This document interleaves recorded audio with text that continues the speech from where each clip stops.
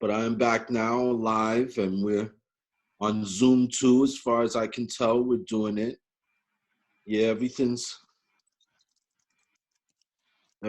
good.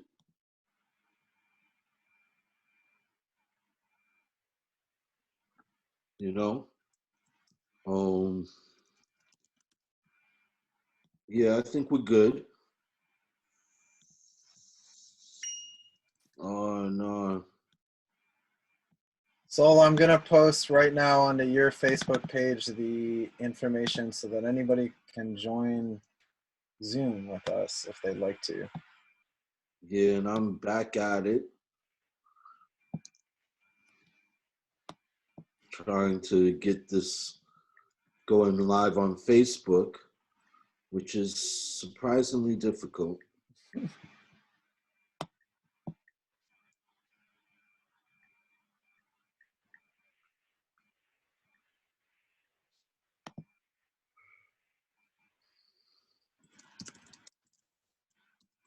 All right, all right, I'm live now. All right, y'all. Once again, I'm sorry for the technical difficulties. The stuff is not as easy as it looks. You know, sometimes there's some confusion. You know? All right. For those of you that are still with us, and for those of you that find us, this is Soul Sax, this is Soul School. Alex is up on the beat here. What you got to say, Alex? Join class and participate. Thank you, Alex. Yeah, feel free to come into Zoom. Alex has posted the Zoom address, you know. Go ahead and get the Zoom app and you know, come right in and talk to me. Or I think I can get some texts on my live post here at Facebook. Not sure about this stuff. It's confusing to me. But today I was going to talk about the Bible and the angels and all of that stuff, right? So with the Bible, in the beginning there's Genesis, and in the beginning there's the Word. And the Word is let there be light. Light is Obatala.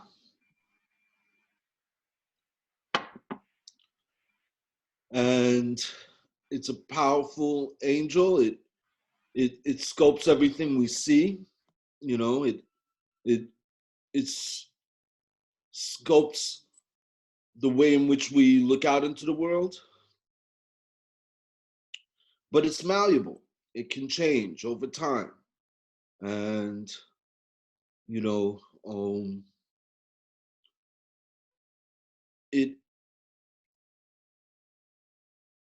it can have issues, but, you know, like, for instance, in the Old Testament, it talks about I'm a jealous God. It doesn't appreciate some of the other angels sometimes, Obatala. And one of the other angels is black, is darkness, is what existed before Obatala said, let there be light. And that, of course, is, if anything, Shub, the one that gathers things into balls, you know? You know, the black holes that anchor our galaxies, you know, but also the nucleuses that anchor the atoms. I like to really look at hydrogen. Hydrogen is the fundamental element. All of the elements come from hydrogen. And hydrogen is beyond the notion of light and dark, good and evil, any polarity. Hydrogen remembers when there was only one thing going on here, when we were the singularity, the solitary same old soul that contained all souls that could or ever would express themselves. Hydrogen in a lot of senses makes everything else happen. All the other elements are created from hydrogen, like I've discussed before. Hydrogen in these thermal furnaces used its own body in huge groups to create stars. And the gravitational collapses of those stars created the heat, the energy needed to fuse hydrogen together to make it into all of the other elements.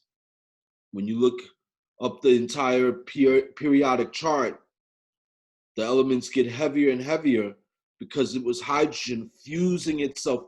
And this fusion is sexual. It's real. You know what I'm saying? There was real desire there.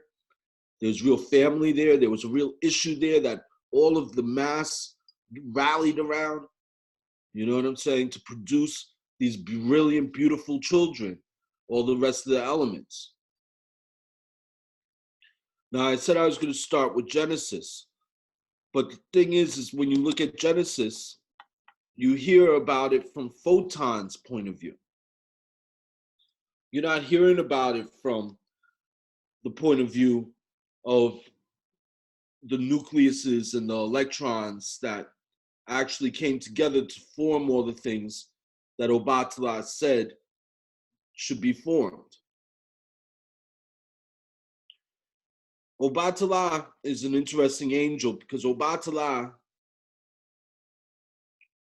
doesn't experience time the same way we experience time. Einstein understood that. Einstein realized that Obatala is moving so quickly that Obatala already knows what will happen everywhere Obatala is. And Obatala is everywhere. So what you're talking about, these photons, they may have very different characteristics. They may have very different roads. They may have very many different frequencies. But as long as it's a photon, it is a singular mind. It is a border against all the other minds that come together to create reality. And the photonic mind, or the Obatala mind, is the mind we all share. Of course, we share all the other minds as well. But the human condition, since far before the Bible, has been particularly focused on light and the arguments of light, the arguments that the photons make about the nature of reality.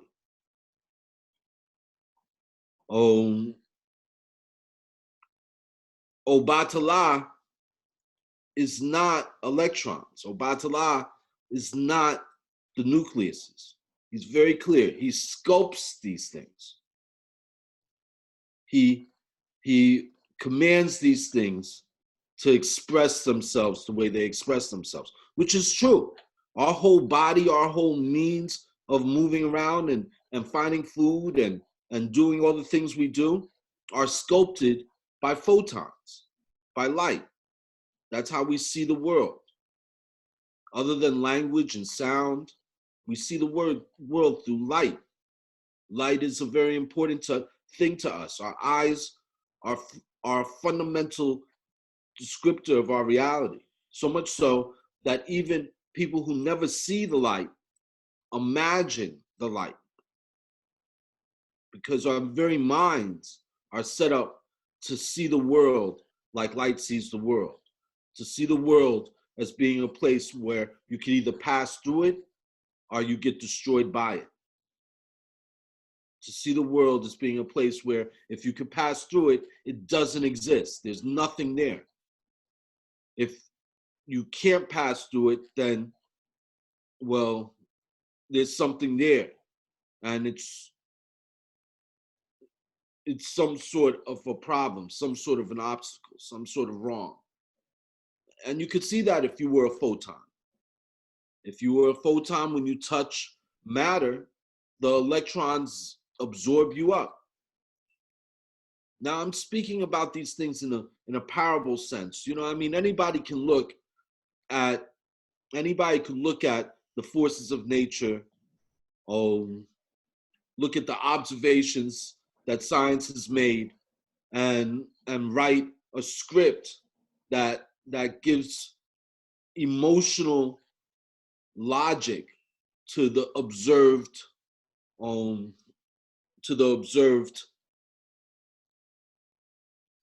behaviors, to the observed phenomena. You know what I'm saying? You could say the sun is tired. That's why it's leaning on your back and making you hot, you know? These are, you know, the sun doesn't get tired. And it definitely don't need to lean on you. But I'm making those kinds of free associations with our scientific knowledge as we have it today. You know, after all, when you really think about it, hydrogen, which was always in need of another electron in order to feel satiated. And they say in the beginning, there was really only hydrogen and helium mostly. Helium is a noble gas. It's a noble atom. It's completely at peace. Helium doesn't need to make molecules in order to feel comfortable, in order to feel at ease, in order to feel satisfied. Helium doesn't desire any of the other atoms. Hydrogen, on the other hand, desires those atoms a great deal. All of them he'd like to play with. Hydrogen loves his children. And hydrogen doesn't think of himself as royalty. Helium will not serve any other atom, but hydrogen will serve any atom it can get into a relationship with. You know, any atom it can exchange an electron with or share an electron with. We are carbon-based animals. You know, life itself is carbon-based, but it is the hydrogen that allows carbon to dominate. It is the hydrogen that gives carbon the dance it needs, the complexity it needs to express itself. Of course, with oxygen and nitrogen and phosphorus, you know, for those of you that have been learning your Orisha, for those of you who have been learning about all the different Orisha, hydrogen is, of course, a legba, so is helium, you know. I would say hydrogen is what they call alache. Well, that's not really true. Alache is really the skin, but let's not jump into that. All right, hydrogen is SUB, and helium is La Roye. Oxygen is Obatala, nitrogen is Oya, phosphorus is Oshun. Now, this is at the scale of life. I'm talking about the scale of molecules. And they all have to work together. You know what I'm saying? Yemoja is sodium. You know, basically, those who know their Orisha also know that all of these Orisha have metals, which are also in the elemental chart. So, you know, for instance, Oya is copper. She's a coppersmith. Smith, these words are really powerful words, and they're soul smith. The myth means the story. The story, soul smith, which is forged in metal. So the Statue of Liberty is Soul Smith of Oya. You know what I'm saying? the silversmith, which is Yemaya, the ocean, the moon, the silver moon.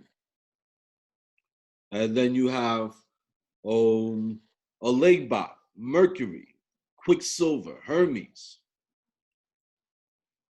You have Obatala. Obatala, like I said, is soft metal, lead. Obatala is also calcium, the soft metal that we utilize to make our bones, our white bones. So you see how it's all about characteristics, and you know, white is white, and things that have that characteristic are usually Obatala. And you see black is black, and things that have that characteristic are usually Eshu. Like I said before, Ogun is iron, but Ogun is also what happens when electrons protect the nucleus. Ogun is that skin, and Alache is the point of that skin. The electron cloud, the electron orbits around the nucleus, keeping every other electron from touching that nucleus.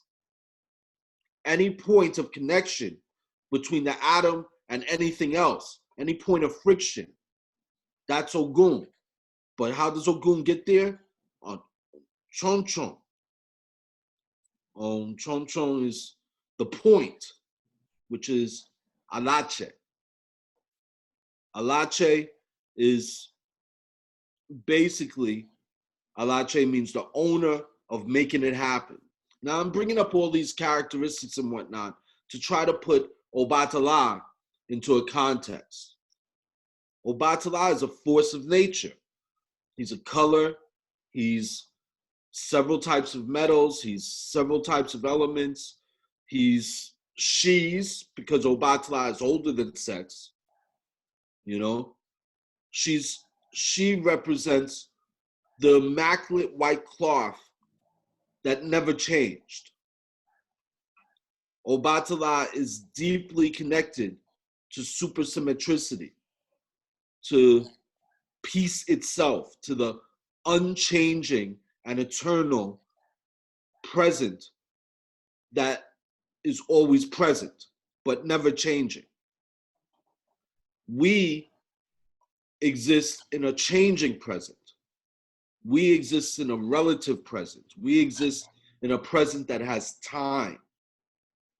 Obatala knows the road because Obatala is already at the end of the road and at its beginning. Obatala is one time, whereas we are a precise moment within that one time. We are the moment in which that one time is happening. We are the moment in which that one time is changing. We are the moment in which that one time is not all time. The way we do that is by being all time over and over again. There's only one time. There's no such thing as many futures or many pasts. Everything exists in the present. But that present can only be changing because one time is changing. It's a little bit of a strange concept, but basically, there's only one thing going on here, energy.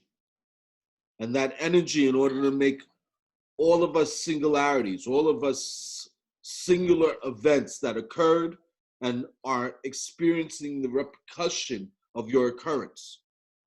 You were conceived, and now 30, 40, 50 years later, you're still echoing the occurrence of your conception. Just like the singularity that started all of reality is still echoing its conception. And where does that echoing conception occur? For all of us, it occurs in the present. But there's many things happening in the present. Every other present that has ever happened is occurring right here, right now. And every other present that will ever happen is occurring right here, right now. It's kind of like listening to a song on a record.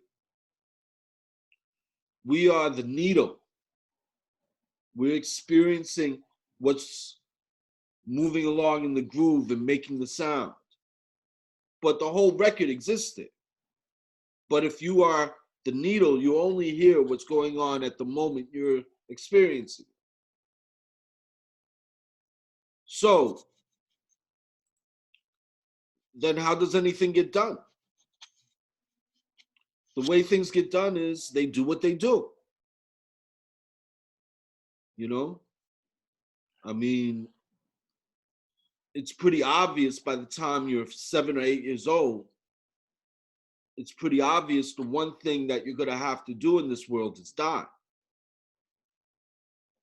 So between getting here and leaving here, the only two certainties, you got to be here in order to experience anything, and in order for anybody to experience you. So you got to get here, and then you got to leave here for anybody to stop experiencing. That's the nature of reality, right? Everybody is born to die. I'll be cool. The Yoruba would get upset about miscarriages because they thought it was a precocious child. They basically said it was a soul that figured this world out too quick. This miscarriage was a soul that came here to be born, and as soon as it was conceived, it figured out what the answer to this world is, what you win for getting here, what the only thing you can earn possibly in this world is, and that is death. It's the only prize. It's the only thing you leave here with, is the fact that you leave here. So basically all of that to say Genesis really doesn't describe in any symbolic way all of the stuff that it took to make humanity. But it does get into pretty big detail about one philosophical issue, one very clear philosophical issue. If you read Genesis, Obatala made a simple contract with Adam and Eve. It was a very simple contract. Eat of the tree of life, for the tree of life is good. If you eat of the tree of life, you will have goodness, and you will never die. If you eat of the tree of life, goodness, and you will never die. Eternal life if you eat of the tree of life. But Obatala made 2 trees in Eden. I like to say Eden was Africa. And it was, bottom line. They talk about the place where man was created. And through empirical observation of the evidence left by our ancestors and our understanding of reality, all humanity was conceived. I hate to say the word created. Creation happened one time and it never stopped. But in any case, all humanity was conceived in Africa, on the rivers of Africa, on the Nile, on the Congo, on the Niger.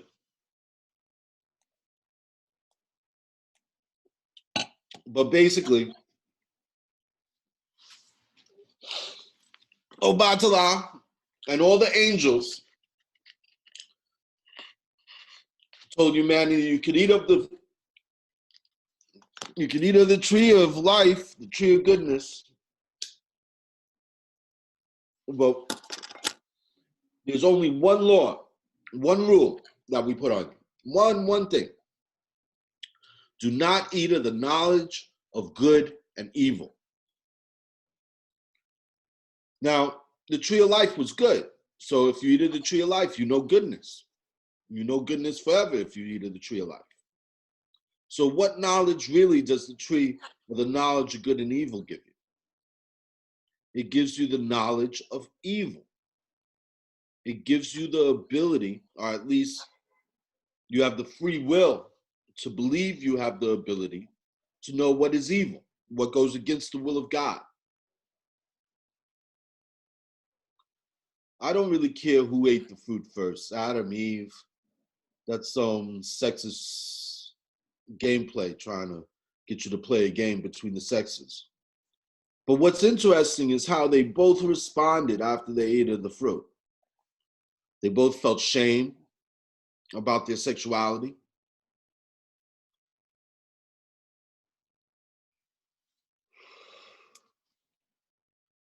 And they both wanted to blame it on somebody other than themselves. You know, blame breaking the law on somebody other than themselves, even though they both did it and they know everybody knows that they did it. Well, that's what fractures the brain, is when the brain can't accept reality because it doesn't like the way it looks in reality. It doesn't like the idea that it's going against the will of God. It doesn't like the idea that it might be evil. So it points towards everything else that might be evil. But it's all a speculative game, because in the end, only God can say what's evil. And God told you what's evil, to believe you know what's evil.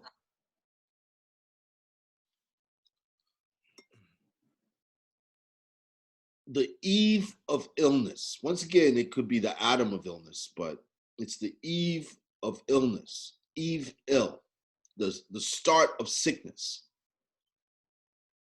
Without the dawn of disease, we would not perceive things as being a disease, because we wouldn't know if the blister coming up on your arm is a blessing or a curse. We wouldn't know if the cough you have in the back of your throat is a virus that's going to attack your upper respiratory and give you a slow, painful death. We wouldn't know any of that as being against the will of God. It's being wrong. It's being evil. We wouldn't go to war with COVID. We wouldn't go to the war on drugs. We wouldn't be racist to the point where we're not even willing to care for our own for fear of helping the other. The knowledge of evil is something that I've been fighting since I was a little kid. I think I told y'all coming up, I was a 5%er.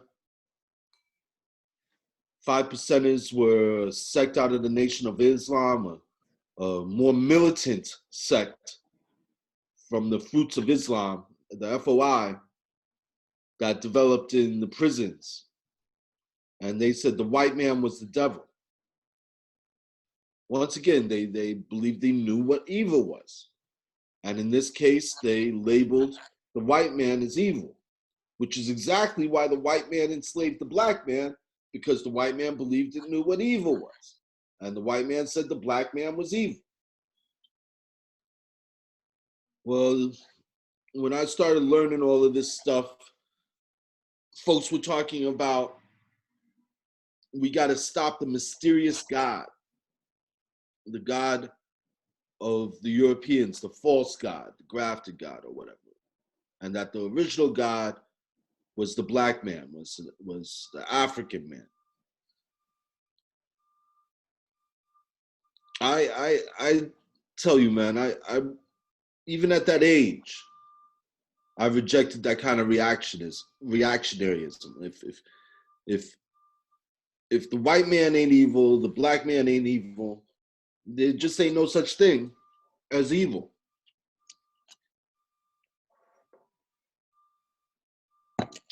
my whole thing was that we're all wearing a mask, and under that mask is God. I can only serve one master, one creator. So how can I serve the devil if the devil is nothing more than my creator wearing a mask?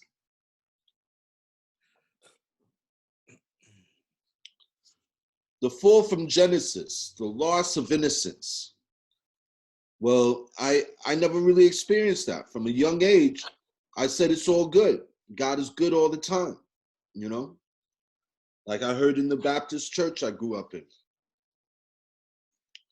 But they still kept talking about the devil and the workings of evil.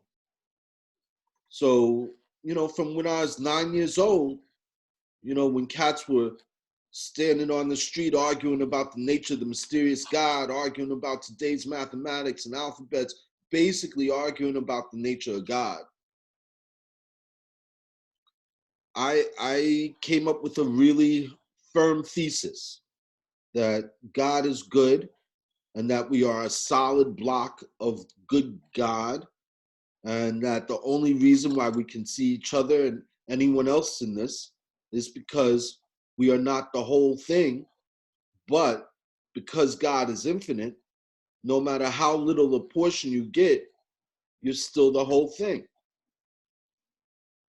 My young mind was able to accept these kinds of paradoxes that what I would learn to find out Greeks had thrown out the window. But that's a whole nother story. I'm going to talk about it from a biblical way, not a scholarly way here. But basically coming up, I read the Bible and my issue was to just eat of the tree of life. Forget all those laws, all the commandments down the line. Forget all the complicated, you know, only do this on the Sabbath, only eat, you know, never eat beef with cheese and all the other laws in the Bible, you know, never sleep two men together, forget all those other laws. If you can basically reclaim your innocence by acknowledging you don't know what evil is, boom, you're back in cool. But there's a lot of repercussions for that. In our society, there's a lot of power in believing you know what evil is. The only way people respect violence is when violence is done on something that everyone knows deserves it. Everyone knows that thing needs evil done to it. But is it evil? Violence is not evil. Violence is an angel. It's Ogun. You know what I'm saying?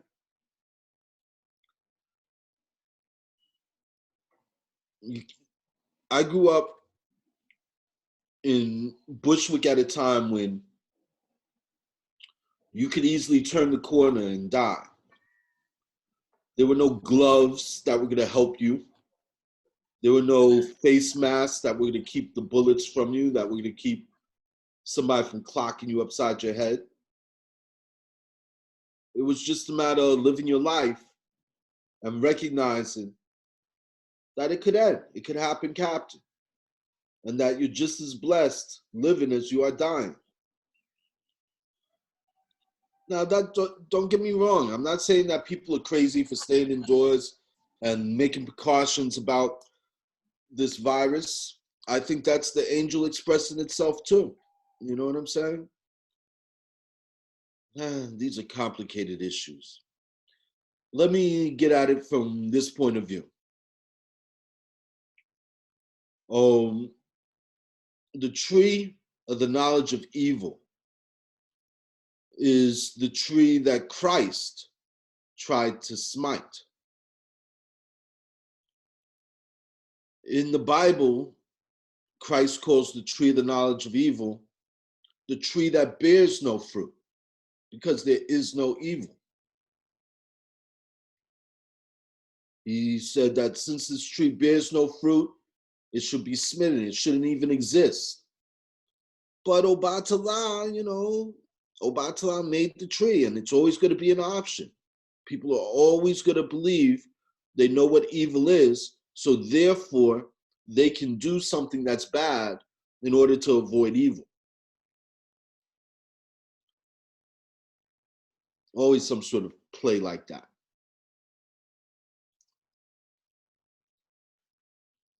In fact, I'm sure there are some that can't even figure out how they would navigate the world if their choices weren't based on what makes things better and based on the fear of making things worse. But I'll tell you, my argument to you guys that believe that's the only way of going about the world, how many times have you done something to try to make things better and then they've made things worse? How many times have you done something that you thought was going to make things worse and instead they made things better? You've never known what makes things better. What is progress? Y'all talk about evolution, like somehow humanity is better than the shark because the shark has been here for millions of years and just stayed the same all those millions of years. And we get here and we're better, right? We're progress over the shark. We're not better, man. You know better than the single cell slime we all come from, man. You don't get better. Let me tell you, what happens to you is you get different. You get diverse. You find out how many different ways you could be you in all of the different forms you come in. And why is that? I'll tell you exactly why that is. We come from very little diversity. There's only about 101 elements, a few forces of nature. That's it. You could count up all the diversity that exists outside of molecules really quickly. It's because of molecules. It's because I can't say 101 elements work together to make everything we see. Really, it's just a small selection, actually, of atoms that work together to make most everything we experience. I mean, life itself, my body, six, seven atoms predominantly, you know? Maybe 8 or 9 if you count some trace elements, you know? You know what I'm saying? So you're talking about something that really has 6 or 7 or 8 notes, and yet is sung every single living thing that has ever existed.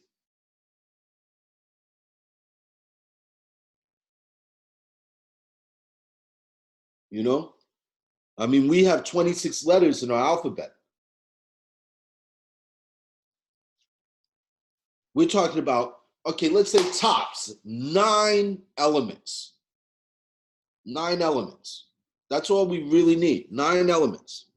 And those 9 elements have described all of the diversity of life you're talking about. From the single cell to us and everything else. Those 9 elements could care less whether they're doing the cha-cha-cha and the tango, creating a slug, or creating us. They could care less that they were doing the cha-cha-cha, creating the shark 100 million years ago, because they're doing the cha-cha-cha, creating the shark today. This dance of the elements. Our ancestors knew this. They all spoke about this. You know, the dance of the gods, the dance of the angels, you know. In Christianity, the monks used to talk about how many angels are there on the pin head. Well, we know there are billions of angels on the pinhead, billions of iron atoms, and iron atoms were born in the stars. And they live forever. The iron on this planet, the iron moving through my veins, is billions of years old. It's moved in the veins of all types of animals before me, and one day may move in the veins of yours or your children.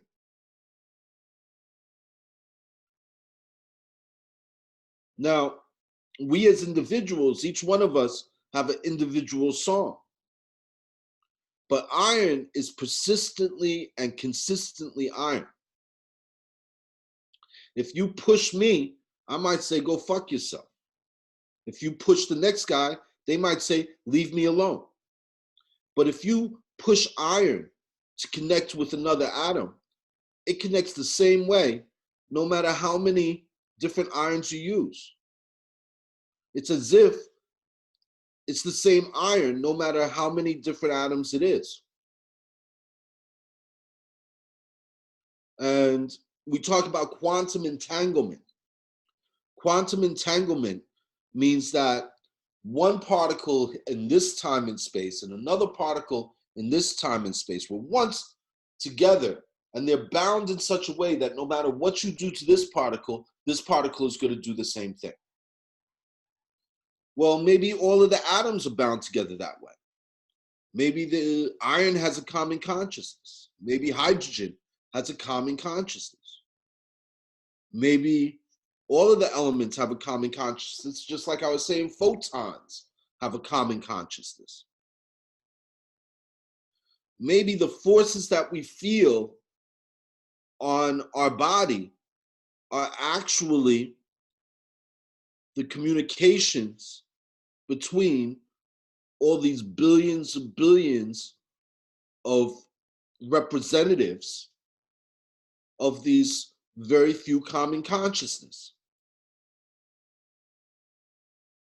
Perhaps each one of us is a living, breathing, walking contract that is being written every moment by the 9 elements we're all made of. We're each just a chemical reaction.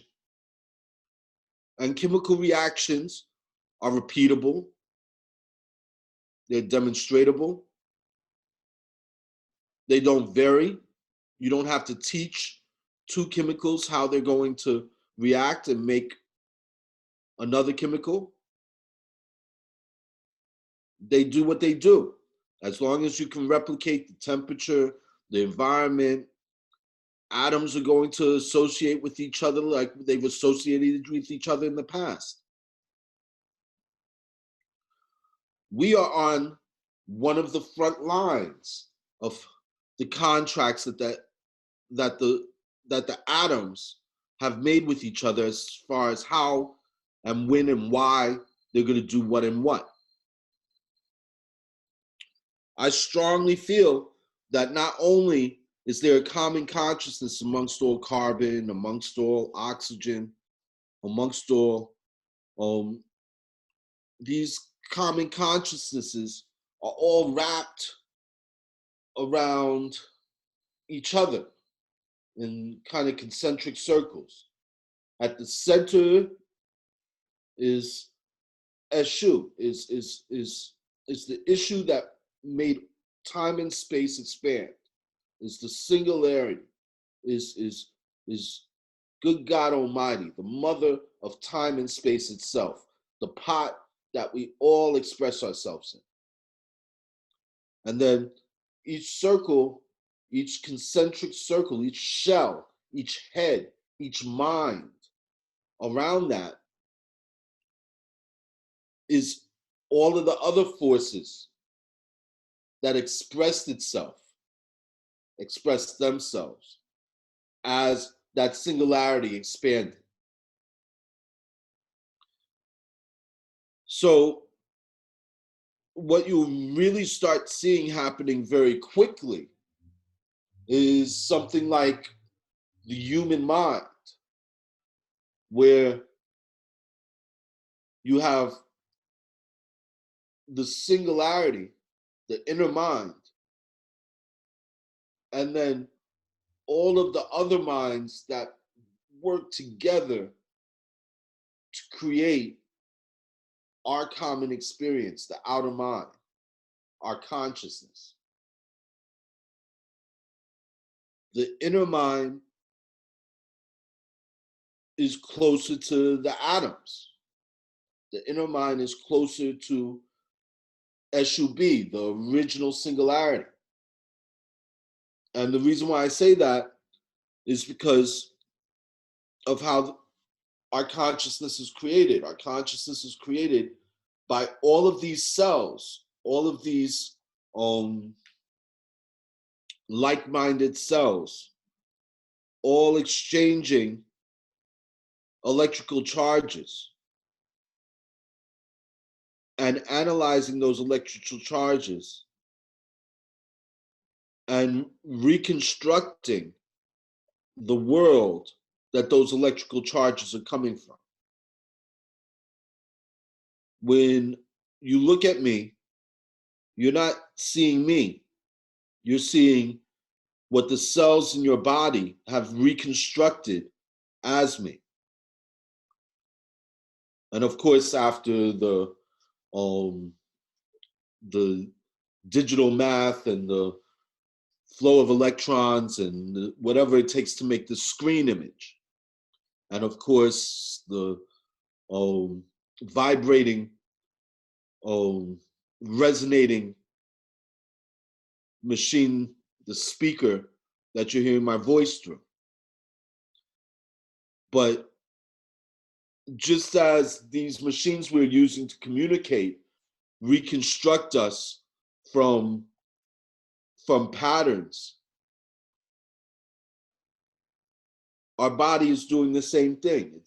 Our body is a series of cells that are reconstructing my image in your eyes, your whole experience, everything you've ever known. It's not, you don't have a direct contact with the world that you are observing.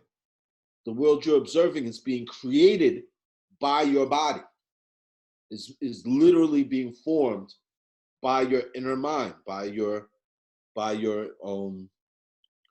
the bullseye of your mind.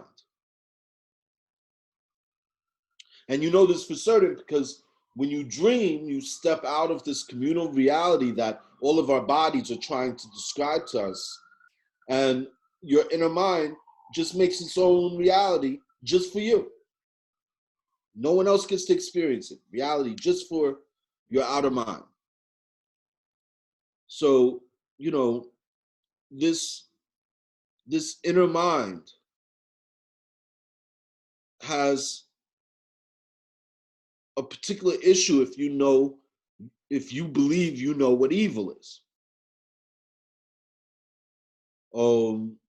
The Yoruba talk about the outer mind, our consciousness, as being a horse, and the inner mind as being the angel, the Orisha, the divinity that rides our outer mind like a horse, sometimes blinding it because you can't ride a horse if it's always scared of what's coming on the right or what's coming on the left. That's why Obatala made the knowledge of evil. The knowledge of evil is kind of like blinders. It helps control you and the people around you. It helps control all the society. The belief that we know something is evil, something is wrong. That's why we fight about the truth. You don't got to fight about the truth. You just got to choose what you're going to do based on what truth. There's no such thing as a lie. Even something that completely misrepresents reality can still lead you to what you wanted to have be your outcome. It's a bit of a complicated issue. But there's a lot of things that we take for granted that are pure speculation, that really have very little to do with the actual outcome. I always tell my daughter, my mother's my mother's family motto, the motto my mother gave to the family, which is, you know,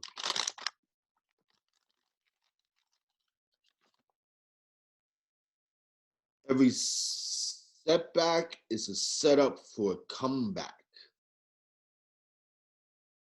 We err, we ERR, we err to win, and also air and wind.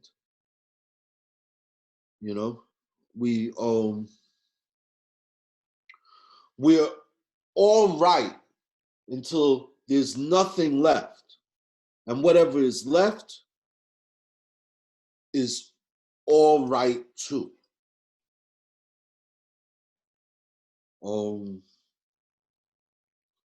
These are family mottos. These are issues of how do you deal with reality. The only reward is the struggle. Family mottos, family mottos.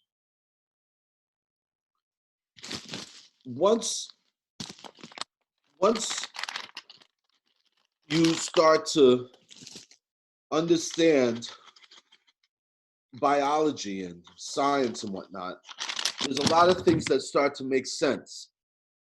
Like for instance,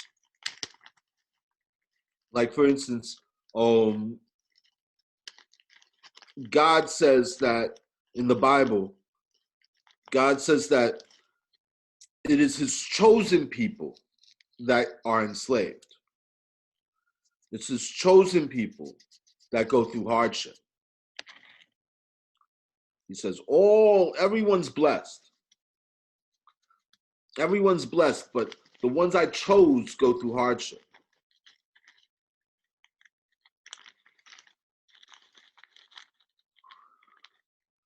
Today we know the benefits of hardship.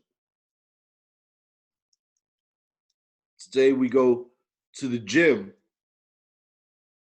to tote that bale and pick that cotton because it makes us healthy. You know? If we didn't enslave ourselves, if we didn't crack a whip on ourselves and go do hard labor, we wouldn't look cute.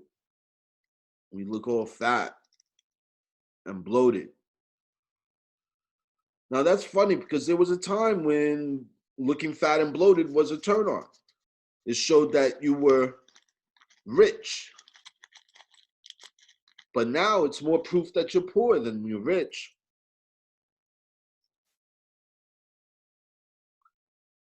Our presumptions, our belief that we know what is valuable, our belief that we know what's not valuable. I'm taking all of those into question. I hope you do too. I hope you get really skeptical next time somebody says, this is going to make things better, or this is going to make things worse. What provokes me is not about better or worse. What provokes me has much more to do with what character do I have? What are the characteristics that I'm willing to die over? Who do I be that makes being worthwhile? Instead of taking an action or making a choice based on the fact that you will be rewarded for it, what happens when you take an action or make a choice based on the fact of that's who you are? That's your fundamental identity. And that whether you're rewarded for it or punished for it really doesn't matter. You're willing to live and die for certain issues. And there is no argument that's going to make you feel any different. You know, these are hard questions because you don't come into this world knowing what you are. You come into this world slowly learning everything around you. You come into this world looking at your own expressions You come into this world assuming the cultural realities that everyone else assumes. But it's almost impossible to recognize options if those options are not demonstrated for you.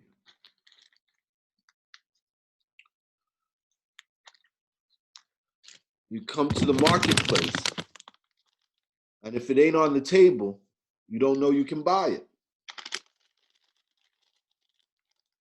And I am trying to put a certain type of thinking on the table that just isn't available often.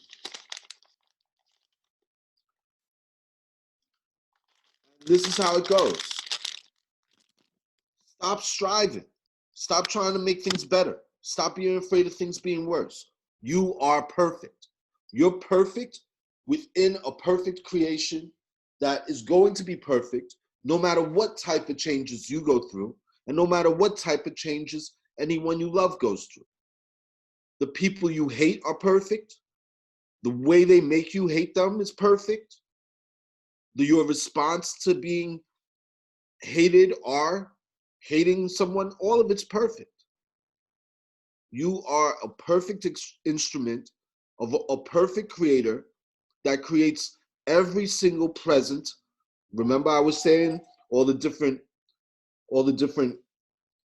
languages, the European languages where you get present, which is a gift, which in German is a poison, poison is fish in French. And basically, the fish is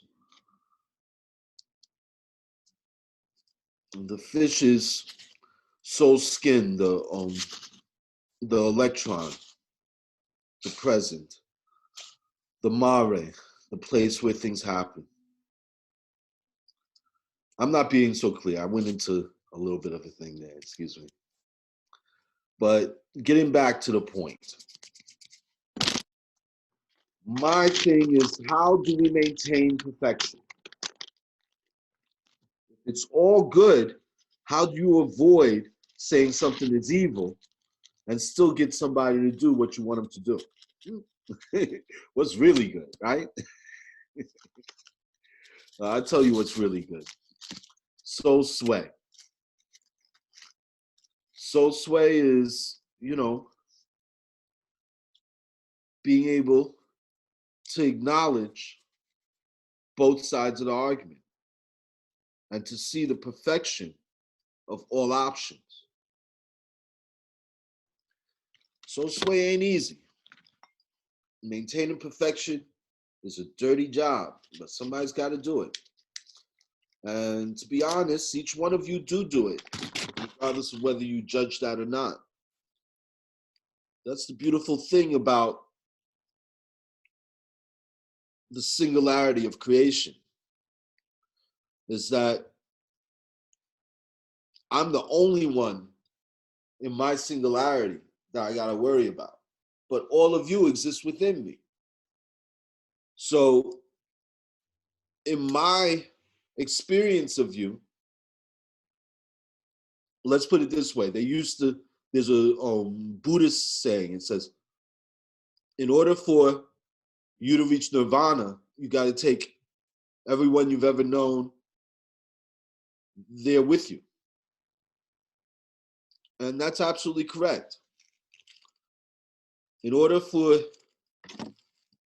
me to be perfect and stop striving after perfection, in order for me to be satisfied and stop striving after satisfaction, I have to let you all be satisfied, let you all be perfect. Let everything that is a part of me, because like I keep pointing out, you all don't exist outside of me. You all are created within me. based on the information my body has received. So since you all exist inside of me, it's my responsibility to see you as beautiful, perfect beings.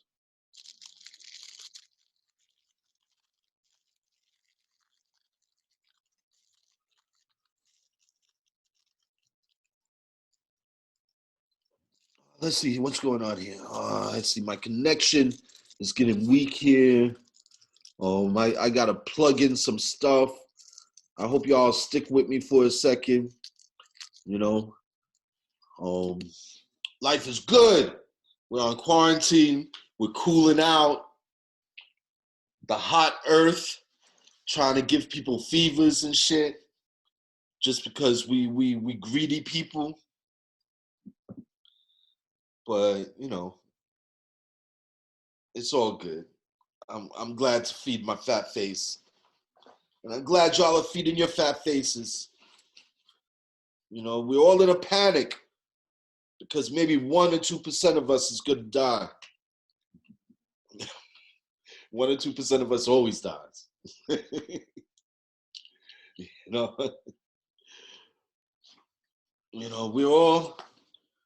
we're all just too successful to justify our fears. But I guess that's what it is. I mean, I'm sure Bezos, the owner of Amazon, is really upset. He's lost, maybe $500 million. But yo, I mean, think about it, man. I'd be happy with what he lost. You know what I'm saying? You know, how many cells in your body do you have to lose before you think something's wrong? I bet you it'd be a hell of a lot more than 3%. At 3% of the cells in your body, you lost them, you'd be like, ouch, I scratched myself. You know? I'm not trying to belittle the fears and whatnot. Don't get me wrong, all that's perfect, all that's beautiful. You know, I mean, I'm just really getting at the fact that how I grew up in a concentration camp, a ghetto. And the people who I grew up with were in real formal concentration camps before they came up north. They were in work concentration camps where they had to work and work and work, and even food wasn't promised, just work was promised. Then we got up here to these concentration camps, the ghettos up in the north, and they got upset about us getting welfare and food stamps. They got upset about selling plants that their founding fathers grew. Hemp was a goddamn, Thomas Jefferson grew hemp. you know, but when I was coming up in Bushwick, 40 kids my age, and 4 of us are in debt or in jail. It's $1 million block, Halsey Street. So many people who grew up in that block in the 70s and 80s are in jail that it cost the country $1 million to enslave them all. And now, this ghetto that was supposed to be hellish, that nobody wanted to live in, hip hop made it look so heavenly that now all rich folk want to live there now. Nobody wants to live in the suburbs no more. Suburbs is boring. You know? Everybody wants to move back into the city that got money. And, it's like the whole history wasn't even an issue. So I have to go back to Genesis, because I mean, Bushwick, the Bushwick I grew up in was like Eden, I thought it was hell. when I was growing up there, because that's what we always taught. All us little black kids on the block was like, this is hell. You got to work hard and study hard to get out of here. And then maybe you'll be able to afford a nice house in the suburbs, in Levittstown or Fort Lee or something. You know, my father was happiest when he was able to move out to Leonia, you know, a little suburb over in North Jersey in Bergen County. Made him feel like he finally escaped the hellhole ghetto that he and his family grew up in. Many people, many of my family members felt that way, you know? They wanted to get away from them niggas. I mean, don't get me wrong. You know, racist white folk are tough, but black folk are just as racist, you know? You know, black folk wanted just as much as any white guy to be seen as the good guy, to be seen as white and without a blemish, to be seen as someone worthy of being valued and to be someone of authority. But the tragedy is that my father's skin was black. So no matter how hard he worked, it was very hard for him not to be considered an Olegba, someone that should be at the front door, a house head, someone that should be serving a white person. But what's interesting is that by working hard and whatnot, and in these more relaxed racial times, my father actually earned enough to start living like a white man.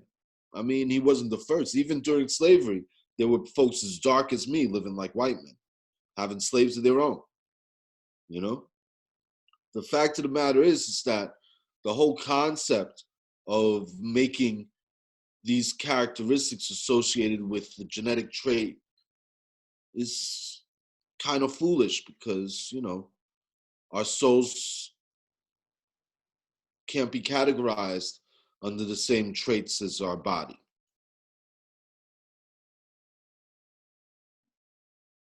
You know? You know,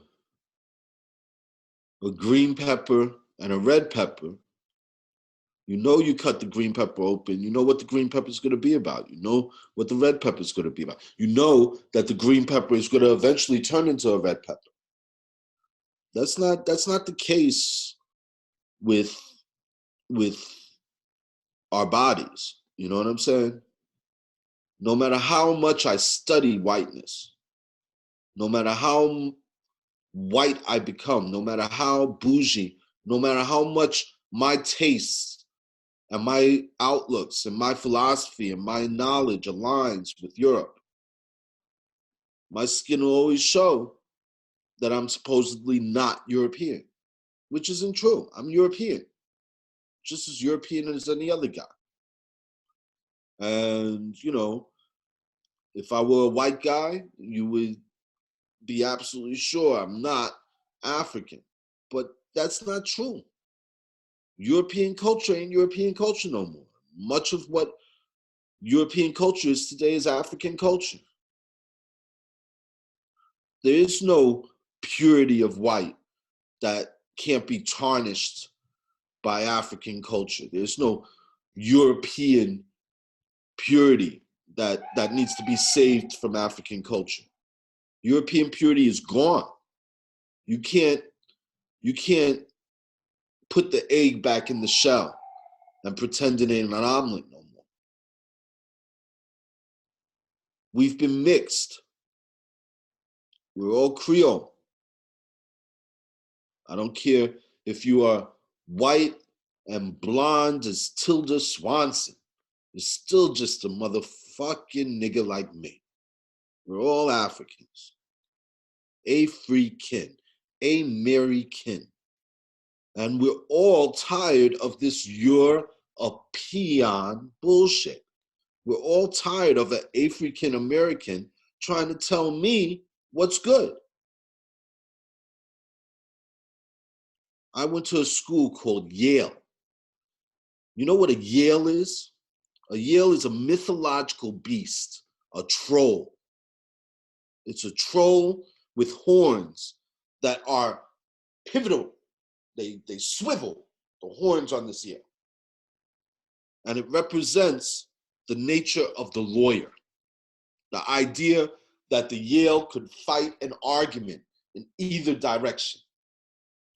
I went to art school, and what I learned in art school was that I could look at any object and sing a story, tell a parable,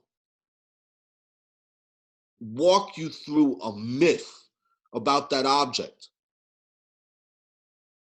in which I would seat that object into historical context.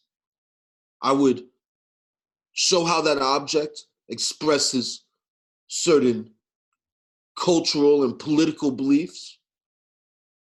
I would be able to speak all about the provenance and the connotations of this object.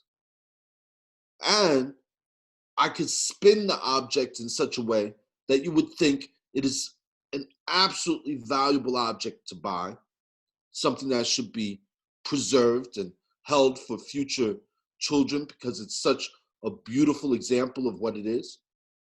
Or I could spin the argument in the other way and make you feel that the object was trash and that whoever made it had no reason to use the quality of materials they use to even make such a thing. And that it shouldn't be, remembered, it shouldn't be expensive, it shouldn't be anything other than maybe used to recycle to make something that's actually valuable. Spin is all the knowledge of evil. Spin is all about being able to take something, which is anything, because everything is precious. Everything is one of a kind. Everything is it and nothing else but it, uniquely and the only thing that express what it is at that place and that time in which it exists. To say it's any artwork is anything less than genius, is anything less than perfect, is basically a moot argument. It's an argument in which you're just using nasty sounding words and nasty sounding stories to make something seem less valuable. Jill, what's up? I saw you hold up a sign. What's going on? Can you come off of mute and talk to me? Jill, you hear me? Yeah, I hear you now. I had to get off mute. You were holding up a sign? Was I wrong? No, I was holding up a sign. My notes as I'm taking notes. Spin in capital letters. Spin. Spin is all the knowledge of evil because everything is precious. Yeah, it's just a matter of spin that makes something less than perfect, you know? And that everything is perfect. You can't avoid perfection. Perfection is the only way anything comes into existence. You see, in order for one thing to exist, it has to make an impact. It has to be observed. Once something is observed, it's part of a network of things. And everything that it expresses itself to is changed by that network. As soon as you're conceived, you are already changing the nature of the universe. And the longer you're conceived, the more deeply you're changing the nature of the universe. And every little thing you do, from conception to death, is sculpting the universe around us in such a way that the universe would be fundamentally different hundreds of years from now if you never expressed yourself. The universe we exist in today, none of us would exist in it if the smallest things had made the smallest choices differently in the past. The only way in which anything can come to be is based on the choices that were made before it. And once you come to be, every choice you make sculpts everything that's going to come to be. They call it the butterfly effect. But basically what it is proof that it is impossible for anything to ever make a mistake. Because if anything ever made a mistake, well, we wouldn't be. Oh. There is no room for mistakes. Everything that happens has to happen exactly as it happened. Yeah, you may say you made a mistake, but that's just a way of looking at reality. You do an activity, and from the first time you do it perfectly. However, you have an intention. You want to see certain things happen. You want certain things to play out in your mind. You want that to play out in reality. So your mind keeps telling you you did something wrong. Right. But in reality, your inner mind forced you to do the perfect thing. Wow. And that's what happens. Your outer mind comes in conflict with your inner mind. Your inner mind knows you are always doing the perfect thing. And your outer mind is always trying to police that perfect thing so that it gets what it thinks is perfect. Okay. But if it got what it thought was perfect, well, everything would change. It's complicated. It's like if you it's like what the Yoruba was saying about miscarriages. If you're coming to earth and you're about to be conceived and you have this long vision of all the hardships and difficulties, all the loves and hates, all of the problems, all the tramps, all of the energy that it's going to take to live a long life. And at the end, you see that the answer is death. That after all those things you've been through, everyone comes up with the same simple answer, death. Wouldn't you be maybe think that the best thing you could do is just die right away? You know what I'm saying? Oh. I got the answer already, folks. You know, like the kid in the front row in school with their hands up, you know? I know what you all want me to do. And I'm so quick to do it, I'll do it right away. You know what I'm saying? Yeah. You know? A real crowd pleaser. You know? Real crowd pleaser. They would call those abiku in Yoruba. In Yoruba, they would say that this is a kid that is precocious. And even though there's no reason for him not to have been born, he goes straight to dying because he thinks he understands what life is about. Right. You know what I'm saying? Yeah. And you get abiku right up to James Dean. You know what I'm saying? You know, in fact, to be really honest, no matter how you live your life, in all reality, we're all abiku. You know? How's that? Again, a little bit of God and a whole lot of God are the same thing. That's why it's ridiculous to think about better or worse. What that simply means is that whether you're a mayfly that lives for a day, or a human that lives for 100 years, or a human that dies in an hour, and a mayfly that lives for a day and a half, your time here on earth, your time in existence is the same. There is no more time, there is no less time. Because in the end, all time stays here in the present. Okay. You cannot exist through enough presence that you would ever be satisfied. And you cannot die in enough presence without feeling like you existed.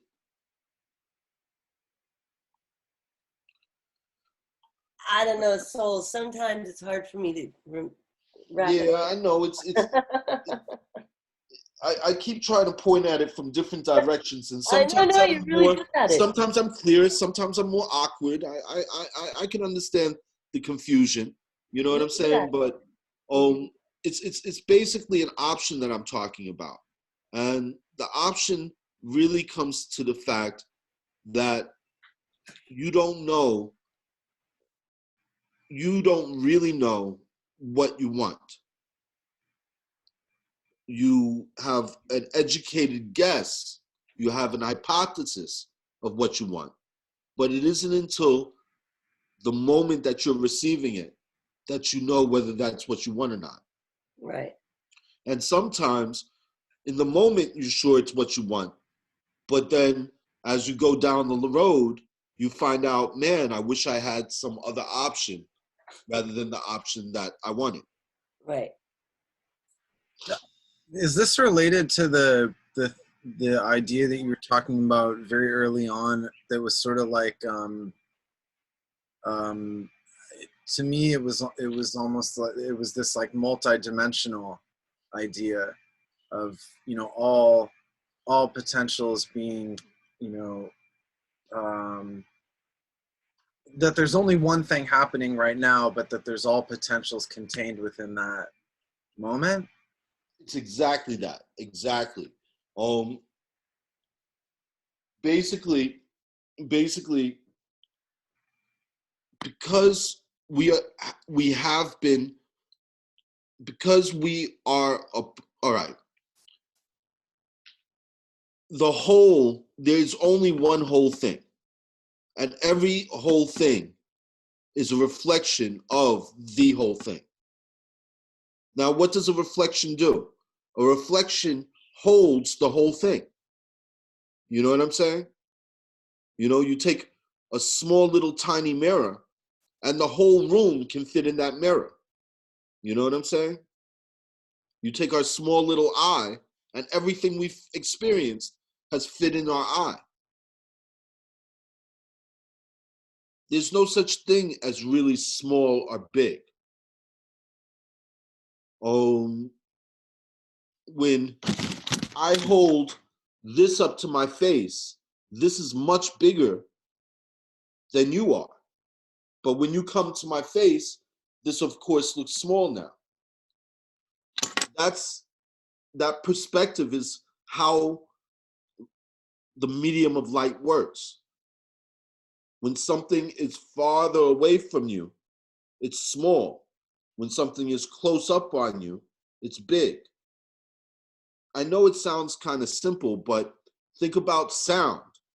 When a sound is far away from you, it's quiet, and then you hear the lowest part of it, and as it comes towards you, the Doppler effect, it becomes louder and louder and more higher pitch until it comes to its peak, and then it passes you and becomes quieter and quieter and lower in pitch. The pitch is the size, right? I mean, the sound is the size, and the pitch is the details, what you can see. You know what I'm saying? As things come closer to you, you get more details. You know, I'm not really saying it right, but what I'm trying. Yeah, sorry, I didn't mean to interrupt you. What I'm trying to point out is that our very notion of something being small, or something being big, something being hot, or something being cool, something being good, or something being bad, any two things that you can put on that XY chart, any graph that you can draw, the reason why they all work the same way, the reason why you can put them all on a chart, is because they're all basically the same thing, just expressing itself in different sensations. You know, we can see it in light, we can see it also in sound, we can also see it in concepts. A concept starts off small and gets bigger and bigger and more complicated until it describes everything you can see, just like something gets close up in your face and it's the only thing you see. A concept can become the only thing you see, and then it goes past and it gets smaller and smaller and less important in the framework of everything else around you. Time is only one time. The present is one time expressing itself completely differently every moment we're paying attention to it. And we know we're not paying attention for all types of time. It takes a lot of time for us to experience a moment. And a lot of that time, we have no idea what's going on. That's why we can be so easily fooled by these devices. This device is making time into distinct pictures and running those pictures one behind another until we experience the river of time that we all take for granted and think is what we're experiencing. When you look at scientists talking about reality might be a hologram, of course reality is a hologram. We can see reality as a hologram because we are reproducing reality in our screens.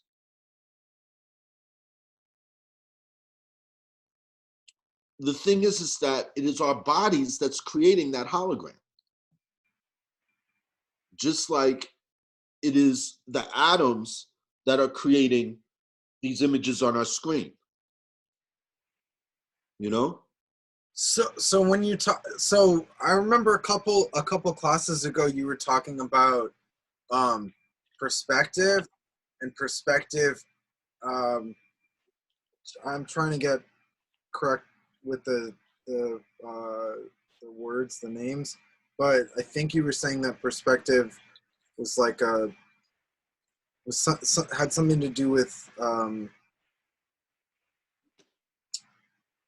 Algun?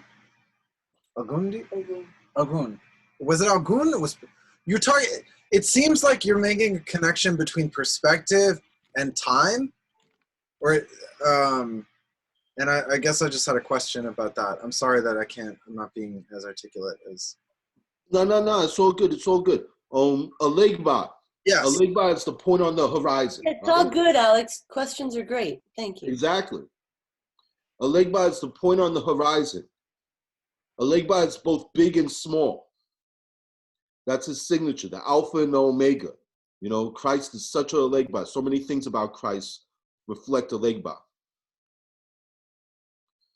Ogun is what it takes for a leg bar to go from being small to being large. Ogun is the force that opens time, that makes change possible.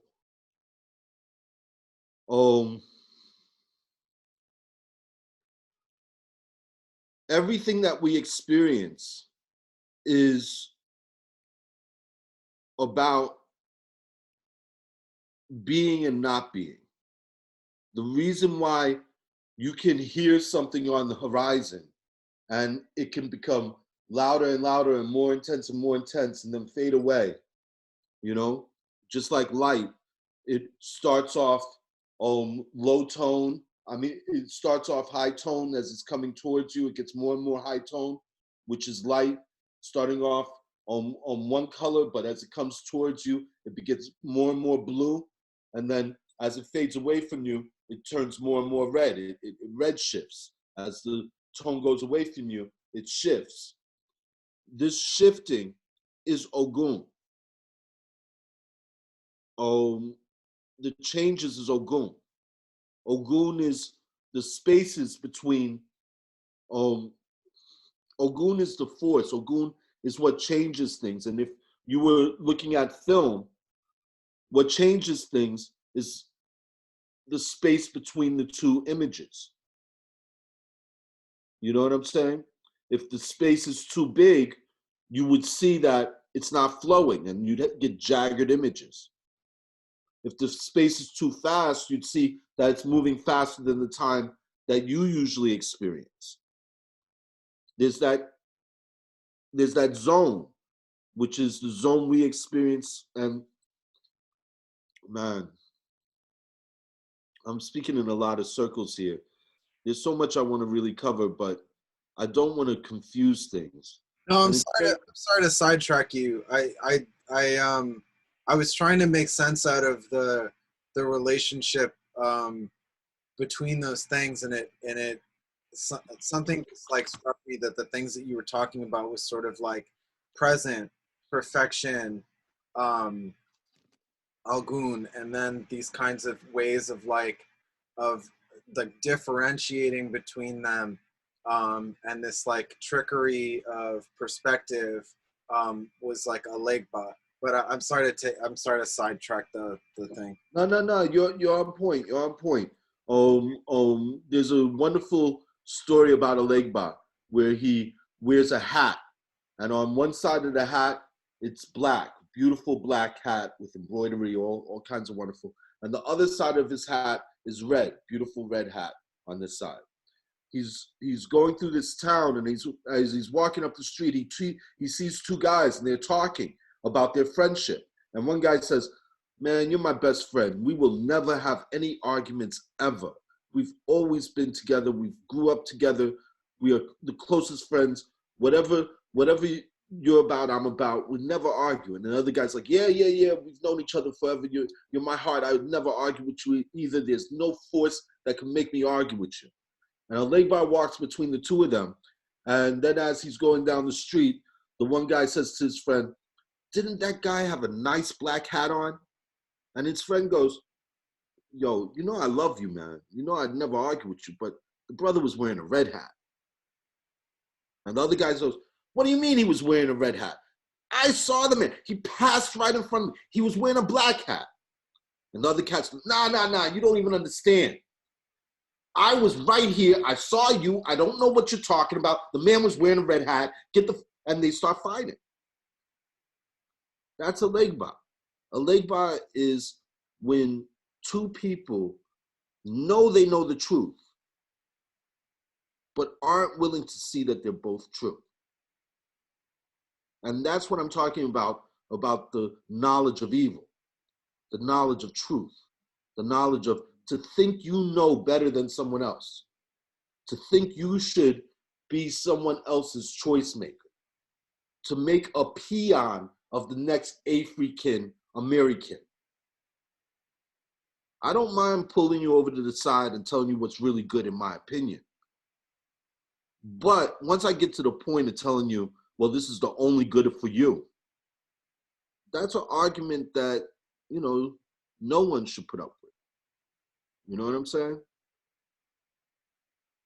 The only person that knows what's really good for you is you. And not only that, but I go so far as to say, reality itself depends on your specific opinion.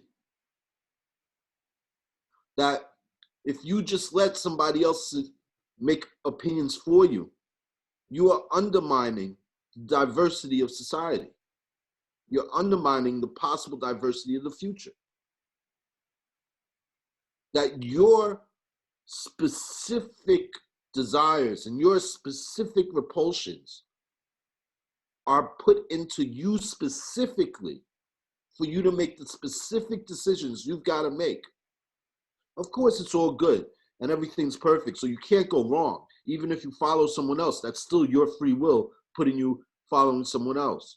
Even if somebody takes you and picks you up by the neck and drags you a block away, completely against any free will you have, that's still your free will being expressed because you freely wanted to be who you are, to be the size you are, to be able to be abused like you were abused.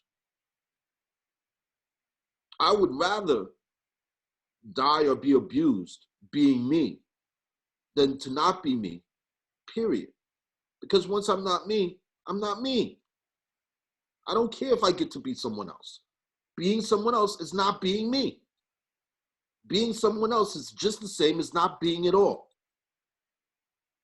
I would never want to be stronger, be faster, be wider, be anythinger. Because being more something than what I am makes me not be me anymore. My whole body is dependent on my DNA. It is a specific chemical signature that only came into existence because I came into existence. That's how specific and personally the cells I'm made of take me. They won't let any motherfucker express themselves in my body if they're not expressing my signature. That's the whole problem with Bablu Aye. He's a European. He's a stranger that comes into your house and starts making his family live in your house and pushes you the fuck out of your house. A stranger that comes into your house and shoots. That's what a virus does. It's royalty. It believes it's the best. You're a peon. It sees ourselves as a peon, as a way to reproduce itself and stop reproducing your almighty signature. You know what I'm saying? So, I mean, yeah, I love this royal estate of mine, where each and every cell has my particular brand, chemically written within its nucleus. And yes, it's scary to me that, you know, some little upstart piece of sugar wrapped up in a little fat ball could invade my mighty kingdom and usurp my lung cells from making more lung cells like me, but instead make it more little pieces of sugar, you know, in a fatty sack. That's all. Coronavirus, it's a little sugar in a fatty sack. You know, sugar and fats. It's our greed coming back to eat us. Saying you like to eat sugar and fat so much, why don't you produce sugar and fat? You know what I'm saying? I'm dead serious, man. Royalty's like that. Royalty don't give a fuck. I mean, you know, look at the Habsburg. Irony I'm laughing about. Pardon? I said it's the irony that you're making me laugh about. Yeah, well, you know, that's like I said, humor is martial. Humor is martial. Irony is an Ogun thing. You know? Believe me, Ogun is Baba Ire, which means the father of goodness. Ogun is iron. And it's also irony because Ogun is the owner of the truth. And it is the truth that is always ironic. You can't be ironic without knowing the truth. You know? It's the people that don't know the truth that miss the irony.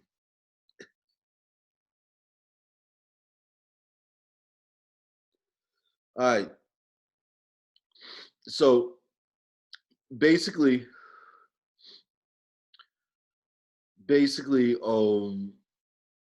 hoodoo man. All right. So we are these sacks of energy. So sacks, so synergy. Because there's a synergy between these sacks of energy. You know? The souls are very specific combinations, free associations, you know? Soul's word is what I cut concepts with, soul's words, you know? Soul's axe is the instrument that I use to play the spirits. And the souls go on and on. What I'm want to talk a little bit about is soul scope aesthetic. Soul scope aesthetic is what I feel a culture soldier is fighting for. A culture soldier, Jah is God, but Jah is also to choose, you know? Those who choose to see Jah, those who choose to see nothing but the perfection of the creative spirit of Jah, the soul Jah, aren't culture warriors. You see, a call Jah warrior is someone that worries about the war, what's going to be the outcome. A soul Jah knows that God wins all the time. Only one thing going on here, the soul. So I'm a soldier fighting you're a peon mentality. And how do I fight you're a peon mentality? How do I sway souls from wanting to make peons of other souls? How do I push towards a society in which each soul can be a free kin, a married kin, a free member of our family, each free to pursue their own concept of merriment, of joy, of happiness, of grace? Well, the way I do that is through soul scope aesthetic. We as culture soldiers are different than politicians or legislators. Legislators write the law. They tell you what not to do. They tell you what's wrong. They have a good knowledge of evil. Soul slaw is all cut up. Soul slaw is like coleslaw. Soul slaw is all cut up. And what is it cut up by? The fact that I don't know what's good for you. I don't know what's bad for you. All I know is the possible outcomes of walking down certain possible roads. I don't know whether the outcome is what you prefer or what you're repulsed by. And I don't know whether it's the outcome that you will have. The same goes for me personally. But I'm not a warrior. I'm a soldier. I know that the road I'm on is the road for me, my soul to be on. And I know the road you're on is the road for you, your soul to be on. And I know all the soul's acts, all of the soul's, all souls said, you know, everything I say, everything I've said, all souls said, and every head that exists in my soul, all souls head, is perfectly changing to create goodness. Now, this isn't a matter of faith. This is a matter of observation. Only goodness could describe the fact that we exist. Each one of us exists because of 4 billion years of goodness. 4 billion years in a universe where we are on a small little delicate skin, a small little blue skin that could be easily sterilized in the face of the forces that exist really quite close to us. You know, the sun, just a little closer to it, a little bit farther from it, and the whole skin we're on would have been sterilized. And maybe one day it will be. Would that make it any less good? Would that make it any less perfect? 4 billion years, shit, to me that's perfection already. Everything else is gravy. You know? So when you think about it from that perspective, the only way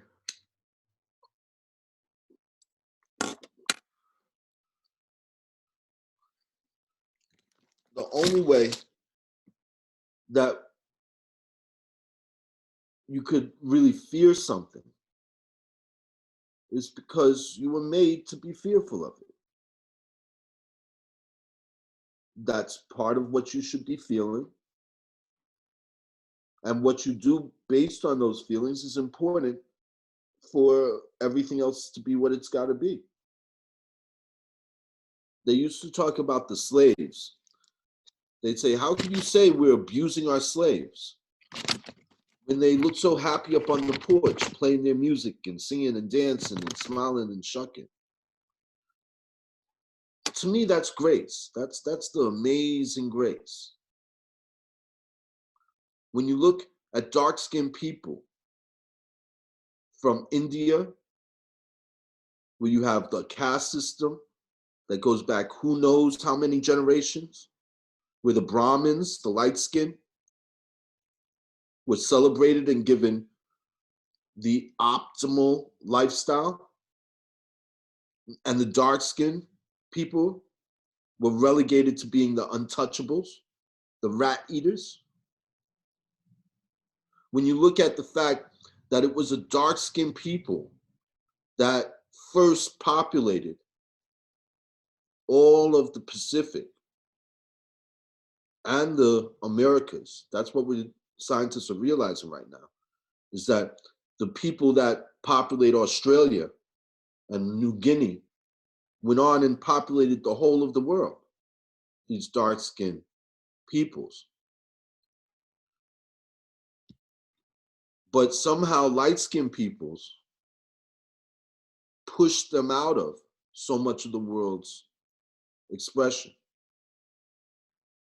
Again, this is Obatala. This was perfect for our ancestors, to prefer light skin, to believe they knew dark skin was evil, less than, to force the dark skins off the island, to constantly push the dark skins into a marginalized area, into a marginalized existence. But like I said, God rewards those who are marginalized. God rewards those who are suffering, because you are able to survive what those who are sheltered can't survive. You become habituated to far more difficulty than those who have been sheltered. When I left Bushwick when I was about 13, 14 years old, and I went to Leonia, New Jersey, all white, all suburban, I went from a place where people were so rough and things were so hard that a teenager would kill another teenager over $5, $10, much less something expensive like a Dow jacket or like some nice Nike sneakers, you know? People were dying in my neighborhood over these things. There wasn't any shelter. However, there was a lot of freedom. But you were so fearful that it was only the cats that were most ready to die that were even willing to mess around with drugs. And that goes for doing them or selling them.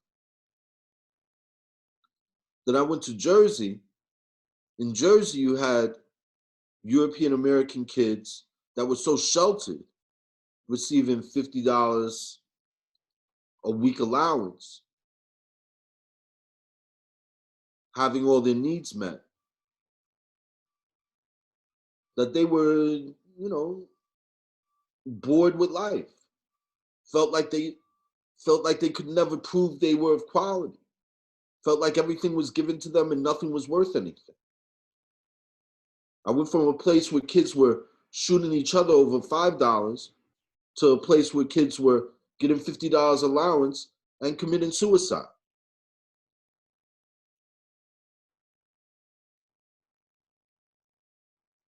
We think that an easy life is a reward. But is it? Maybe a life like Trump's is a reward. Maybe a life like Obama's is a reward. Is it a greater reward than the reward you got at home?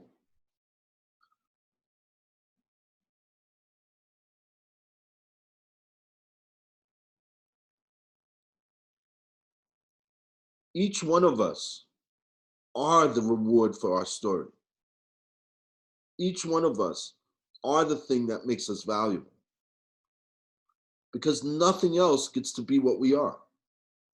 And we don't get to be anything else. And everything we know, everyone we see, Obama's life, Trump's life, they all exist within us as our observations. I don't know Trump other than the Trump that I own in my mind. I didn't know my mother other than the mother that I know in my mind, based on my memories, based on my sense of who she was, what she said, what I heard about her.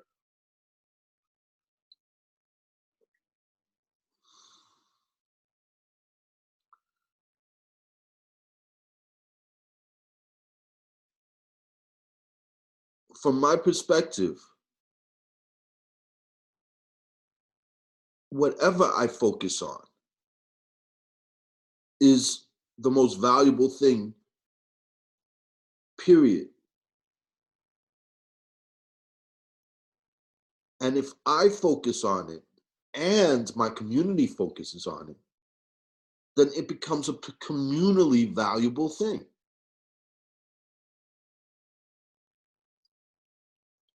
Trump is very focused on himself, but he's also very focused on his community.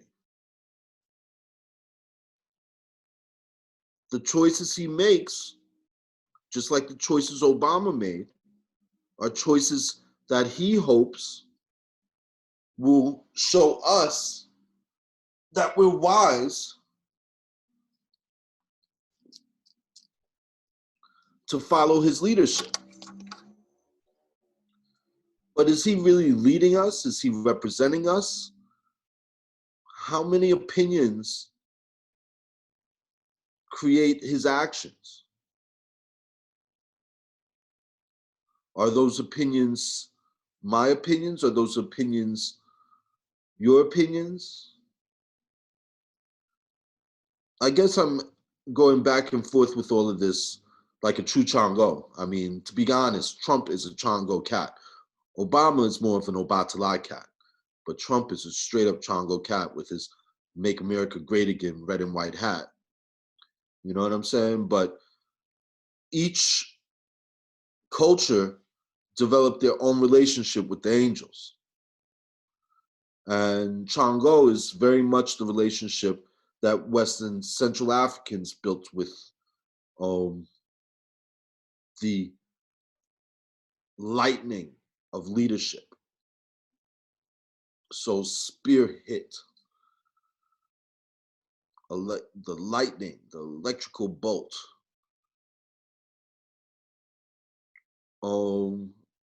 In Europe, that was very much Caesar. Paris, Caesar. The leader was Chango. Blessed by God, blessed by Zeus.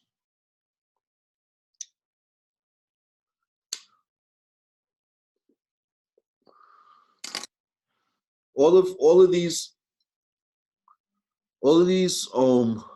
identities are also arguments. They're arguments about who we are and what we're related to.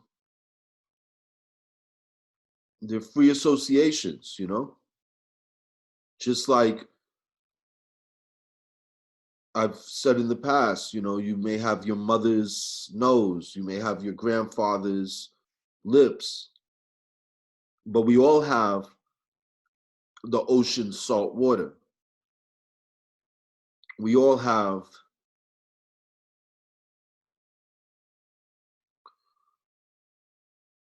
the delta of the river in our heart vessels. We all have the stones of the land as our bones. Now, these are just free associations, but nonetheless, they're really real. they're real characteristics that we really inherited from the environments our ancestors really went through.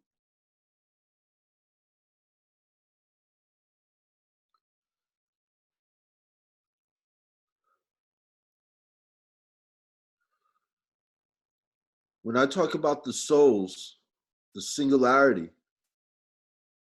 I'm talking about the fact that there is only one thing going on, but that one thing is networked within itself so that you can never really see one thing.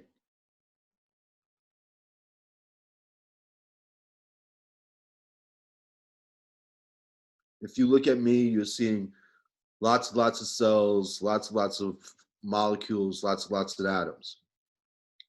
If you look out into space, you're seeing lots and lots of time and space. Time and space itself is not one thing. The vacuum is not one thing.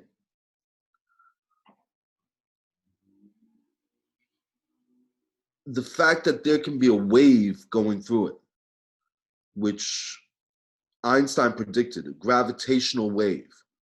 A gravitational wave means that, in a very real sense, time and space operates like air or water.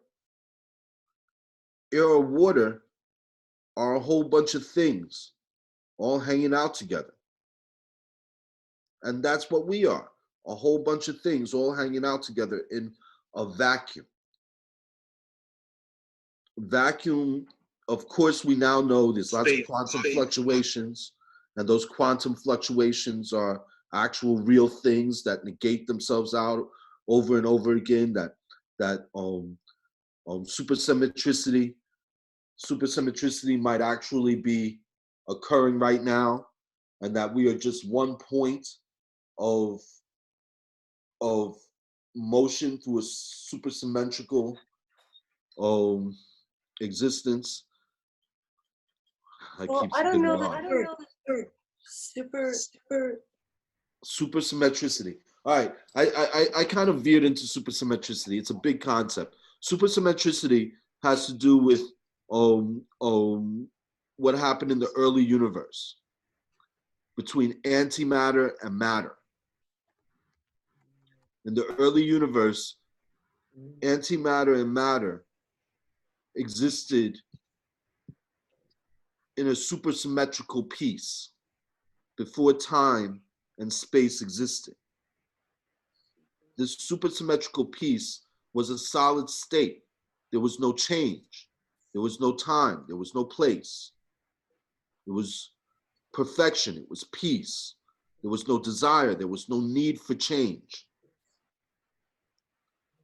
When the antimatter and the matter canceled themselves out, when it became all right till there was nothing left, what was left was us, just a little bit of matter, a little sliver of matter that did not have antimatter to balance it, that could not find its peace in its soulmate, that was left all alone, that was out of balance when it was part of an equation that was so imbalanced that it was impossible for there to be anything out of balance. But nonetheless, the impossible happened, and this little bit of matter is expressed in the present. One of the ideas that I push is that the supersymmetrical space still exists, that it is one time, it is all time. It is before time, it is after time. It is no time at all, because it's never changed. In order for time to exist, there has to be change. In order for motion to exist, there has to be space. The supersymmetricity was peace itself. So what's left is this matter that is not at peace, this matter that's full of desire, this matter that's full of want, this matter that's full of change. So the reason why I feel that there's so much space with so little matter in it is because all of the supersymmetricity is still here. And what we call space is the piece that was made in order for time to be able to express matter. There would be no space for matter, for time, for the inflation of creation if it weren't for the peace that is constantly growing within us. You know, so these are references to quantum science. Right. In quantum particles, the electron always has its antimatter reflection, which is the positron. Antimatter reflection, which is the positron. Yeah, so you have each force, each quantum particle has its mirror, and when a positron and a electron touch each other, they quickly cease to be. They quickly satiate their need to exist. It's kind of like abiku. The electron and the positron recognize where peace is and no longer have to seek something in time and space. Instead, in a burst of energy, they cease to flow through time and cease to express themselves in space, which is why I say they are at peace. Time and space itself is the expression of something that is looking to develop, something that is not whole, something that is not complete, something that is seeking completion. And each one of us seek completion, and each one of us are guaranteed to get it because each one of us, like the positron and the electron, meet our peace when we die. We no longer find the need to express ourselves in time and space. We no longer have desires.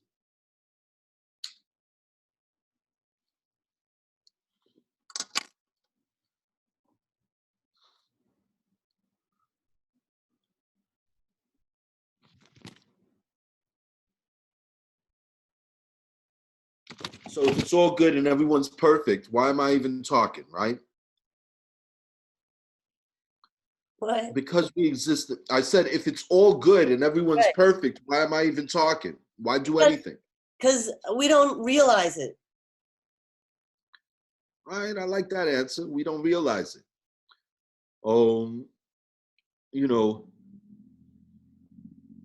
I tend to feel it does what it does. You know, I mean, I like the good news. I like to say it's perfect and whatnot, but the truth is that it's moot.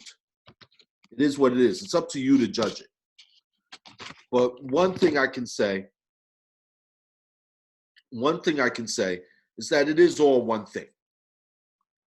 If you're going to judge it, you should judge it as completely being good, or judge it as completely being bad, or judge it as completely being neutral.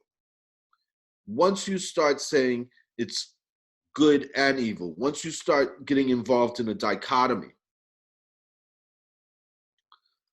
well, that's enjoyable too. That's all good and perfect. But to me, I prefer the singularity. The dichotomy, it's an option. It's an option. You know, it's good and evil is always an option, Jill. You know? You know? Okay. I guess the agree with reason, you though. I like the dichotomy.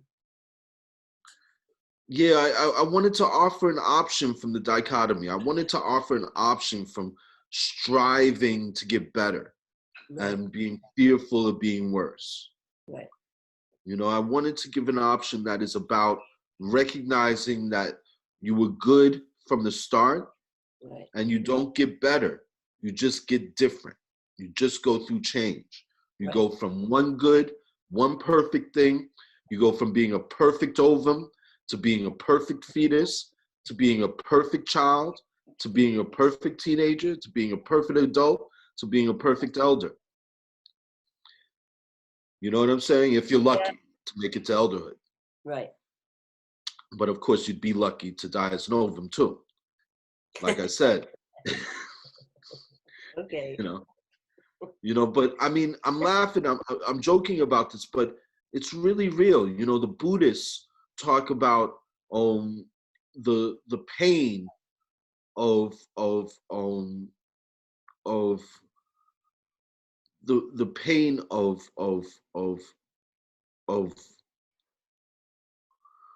they talk about the veil of tears, and they talk about how people experience pain because they believe that they own something. They believe that they possess something. That they experience pain because something is being taken away from them. Right. You know. Yeah. It's interesting all the ways in which we deal with death, you know? Like, for instance, there's that other Buddhist story where the guy's on the boat and another boat hits him and it's empty and he just pushes the boat aside and keeps it moving. But then someone's in a boat and he hits him and they start arguing, "Why'd you hit me? Why'd you hit me? Well, look at where you're going. Look at where you're going." And they start fighting and they both fall in the water. And the guy on the shore says, there was no difference between the two boats. The first boat, he just pushed it aside and never had to get wet or go into the water or get into any arguments and kept it moving.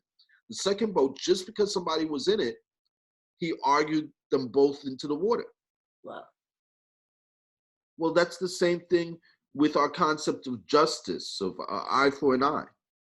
If someone dies from tripping or dies from a disease, nobody thinks I have to go and, well, I mean, from a disease, we right now are looking to put COVID in jail. We right now are looking to annihilate COVID, kill COVID, have vengeance on COVID because it killed some of our people, you know? Right. That's the reason why we put people in jail, right? That's the reason why we put people on death row. We believe as a country in human sacrifice. We believe that if we sacrifice enough human beings, that is going to keep human beings from killing other human beings. Right. That's a silly notion. I don't care how many people you kill, that's not going to stop people from killing people. Right. You know what I'm saying? Yeah. And it's just that, for me, the Yoruba were really brilliant because they made spiritual stories, not based on what they believed, but based on how they wanted people to act about things that were taking place around them. Right. For Babaluaye, for disease, they made it really clear. You hang with your family, the people you love, you stay away from other people's. If your family gets Babaluaye, you've been blessed by Babaluaye. You've been blessed by COVID. And you should stay with your family and take care of your family, and your family takes care of you. And you don't share your blessings with other families. You keep it in your family, because we're keeping the whole society cool, because we recognize that Babaluaye could bless the whole village. The Babaluaye is like royalty, right? And so when you get a gift, you keep it within your family like royalty does? It is just that kind of idea that you only share your riches with the people, and this is what's interesting. You said like royalty does keep it in your family. There was a different way of family, because you know sometimes, like for instance, the alchemists, their apprentice was said to eat the egg of their knowledge, and once they ate the egg of their knowledge, they basically became the alchemists. So with Bablu Aye, just like with the Christian church, you know, you go through a ceremony and you become a Christian. Right. With Bablu Aye, the virus, it was thought that once you get sick from smallpox and survive it, you become part of the family of Bablu Aye.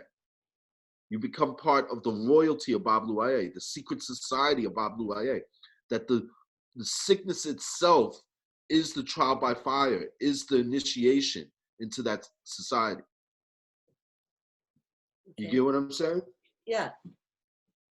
So like chicken pox, somebody was saying this to me before. My moms used to take me to somebody's family because their kid had chicken pox, so I could get chicken pox. Okay. They were initiating their children into chicken pox. Right. You know what I'm saying? The better. What? The younger the better. It probably protected you. All the kids that I grew up with on my block on Halsey Street, for that matter, any person of color that grew up in certain hoods in New York, we all share a trial by fire. We all share a common hardship. Right. And that common hardship of growing up in the hood in the 80s and 90s in New York is our crown. You know what I'm saying? Yes. When you have your community at Grace Space, right, just about everyone in your community went through art school. Yeah, a lot of them. That's our common initiation. That's what makes us all able to hang out together and treat each other like family, because we've all had that common experience. Right. You know what I'm saying? So initiations happen whether you call them divine rituals or not. Okay. Initiations happen because of proximity. You know, there's a synergy that happens when a whole bunch of people go through changes in the same way, even if those changes happen a generation apart. Okay. I've met Yaleys who are old as my parents, but just because we went through Yale together, right, they see a connection with me. Right. I meet Yaleys now that are just getting out of school. Like language. And we're separated by all this time, all this space, but there's the connection between us all. Right. Just by having gone through the same initiation. Right. You know? So I mean, in a lot of ways, our society today is very West African, it's very Central African in the concept that there's all of these secret societies, all of these initiations that different groups of people have gone through and different groups of people have not gone through. You know what I'm saying? Yeah. You know, the fact that we all have vaccination scars. Everyone here has vaccination scars. Everyone here has been vaccinated. That means that you all have already been initiated into Bablu Aye. Everyone with a vaccination scar, that is an African initiation. That is proof. That is the crown of Bablu Aye. That you've been initiated and you are part of the people that have opened their bodies to these viruses and can survive these viruses. Right. Excuse me? Yes. Whatever viruses you were vaccinated against. The thing about COVID is that it's a new road of Bablu Aye. You know, Oluwaye means the Lord of the earth, the Father of the earth. Bablu Aye, the Father of the earth. COVID is the coronavirus. The coronavirus is an old virus. It's always been here. But this particular road of corona, this particular DNA sequence with this particular casing of fatty acids has never expressed itself in our record until last winter. So we all right now getting initiated into this particular road. And just like a rock that falls off the mountain, all jagged and edgy and broken from the history it had in the mountain, and falls into the river, suddenly the new environment means that the river has to change flow, but the rock also has to change shape. The river changes flow right away, but the rock over time, its jagged edges gets rounded out. Right. And that's exactly what the virus is doing to us as it moves through our community. We're sculpting it and it's sculpting us by killing some people. It's sculpting our rock of society. It's sculpting the surface, which is each one of us individuals. And each individual that gets washed away is like the surface of the rock being rounded, being polished by the flowing water of the river. Bablu Aye is part of a royal family, a very famous family in the Oyo Empire. The oldest brother was Dada. I spoke about Dada last week. You know, locks. Yeah. The Orisha of locks. The Orisha that uses music, joy, and grace to fight culture wars. Right. And then you have Chango, the younger brother that becomes the emperor, the owner of lightning, the power of the word. He's a rapper. He's a rap star. Okay. He had a mic, a gourd that looked like a mic back in the 1400s. Right. And his colors are red and white, whereas Dada's colors are black and white, or blue and white, indigo and white. Dada represents his main symbol is dreadlocks and cowries. Chango's main symbol is the double-headed axe, either made out of brass for Oshun, who taught him how to fight and made him a brass-smith like her, or made out of copper for Yah, who also taught him how to fight and made him a copper axe or copper swords as well. Oshun was Shango's second wife. His first wife was Oba.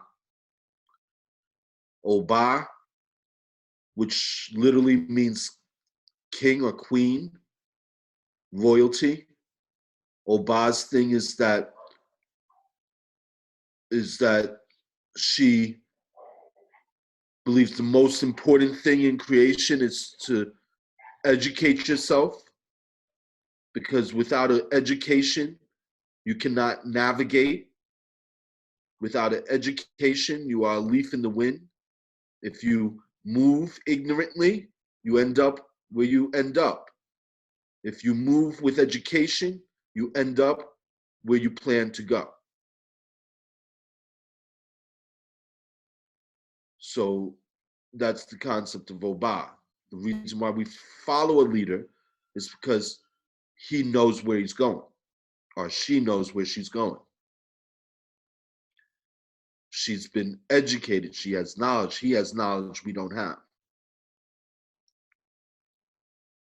They've experienced something. They've been initiated into something that we haven't been initiated into. They're an expert, and we are followers. That's the concept of Oba. And you notice I'm talking about real people in a real history, but I'm talking about these abstract concepts that exist outside of any particular culture's history. Every culture has some form or some word that describes these concepts, because these concepts are integral to the human condition. Right. The Yoruba were naming these concepts after people because the people so clearly in their life, the story of these people so clearly depicted, so clearly characterized these concepts. You know, Yemoja, the Queen Mother, constantly soul searching, constantly sitting up at night thinking about, you know, what's giving her the blues, looking through her heart as to why someone would treat her wrong and what she can do to be treated better. You know what I'm saying? That is like the ocean sifting through its sands, you know, constantly reevaluating itself, constantly changing itself, constantly looking into each other, constantly soul searching. You know what I'm saying? Mm-hmm. You know, soul's the urchin. You know, the urchin at the bottom of the sea, reaching out, trying to figure out what it is and what is around it. And its curiosity is also its defense. You know what I'm saying? These types of this type of poetry you see happening always in the Yoruba language. But, you know, I try to do it in English too with the souls, you know? So this family, this royal family of the Oyo Empire had Chango, which I've spoken a lot about, Dada, which I've spoken a lot about. Babaluaye was also a brother in that royal family. And then you also had Orisha Oko. Orisha Oko was the farmer of the family, you know? Orisha Oko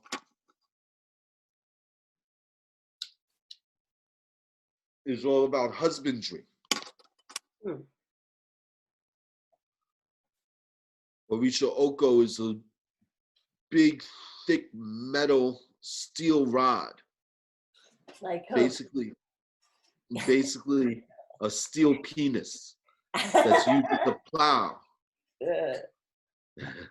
That's used as a plow. You know? And Orisha Oko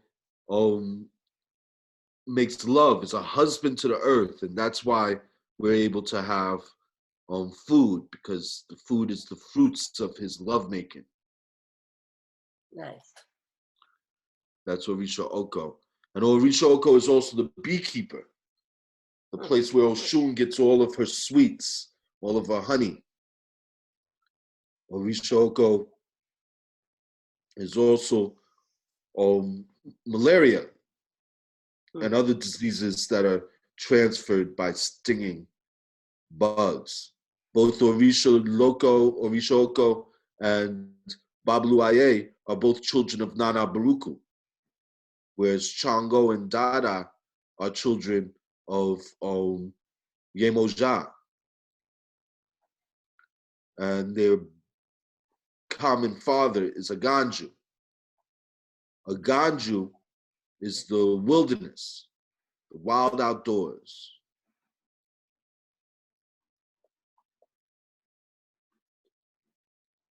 A Ganju is the tiger, the volcano.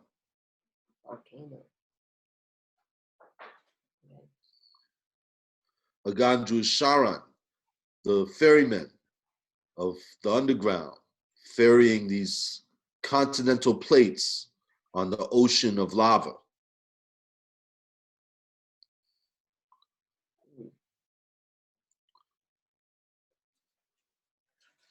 And it is interesting, I mean, many of the characters many of the characteristics, these angelic characteristics that you find in Yoruba are also celebrated in Roman and Greek culture. Right. But like I said earlier, these angels made different contracts with different cultures. Sometimes there are really powerful similarities. Like I have seen Tibetan priests with miniaturized metal, steel, iron tools on a chain around their neck.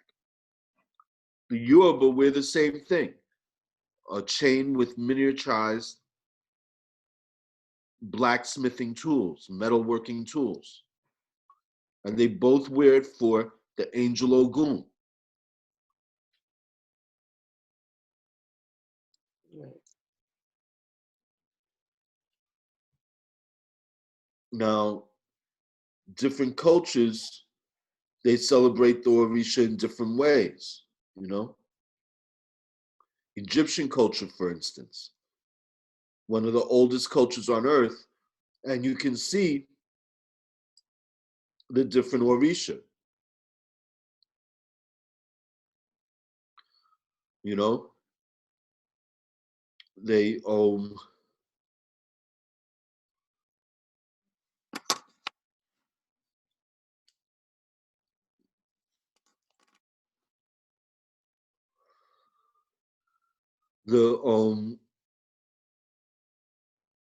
the falcon, the hook-beaked bird, Chango, the bird of authority, Horus. They're the Orisha, they're the angels, they're the gods, they're the forces of nature. And every culture and every discipline sees them a little bit differently, you know?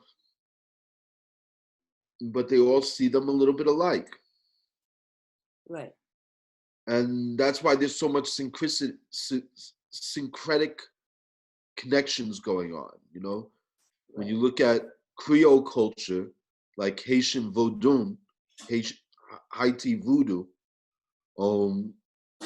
you are seeing a synchronization between, you know, take Babalu Aye. No, that's not good. That's more Cuban. Let me see if I can remember some of my Haitian. I don't remember the Catholic counterparts so well in the Haitian stuff off the top of my head. So I'll just talk about Babalu Aye and Lazarus. Lazarus. Okay. When in Cuba, when the first Yoruba were brought there, and they saw the lithograph of Lazarus with sores all over his body and shredded up fabric hanging off of him and dogs licking at the sores, they saw Babalu, because smallpox puts sores all over your body.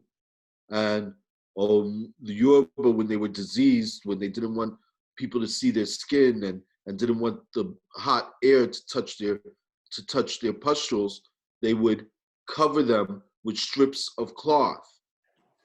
Something that's really popular right now in the art world is these kinds of stripped costumes, these egungun costumes that were very popular during the Oyo Empire.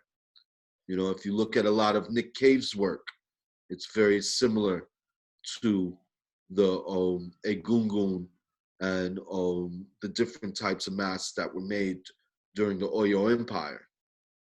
And the reason why they made those masks, the reason why Babalu wears the shredded fabrics is because he is saying that my body is shredded just like these fabrics.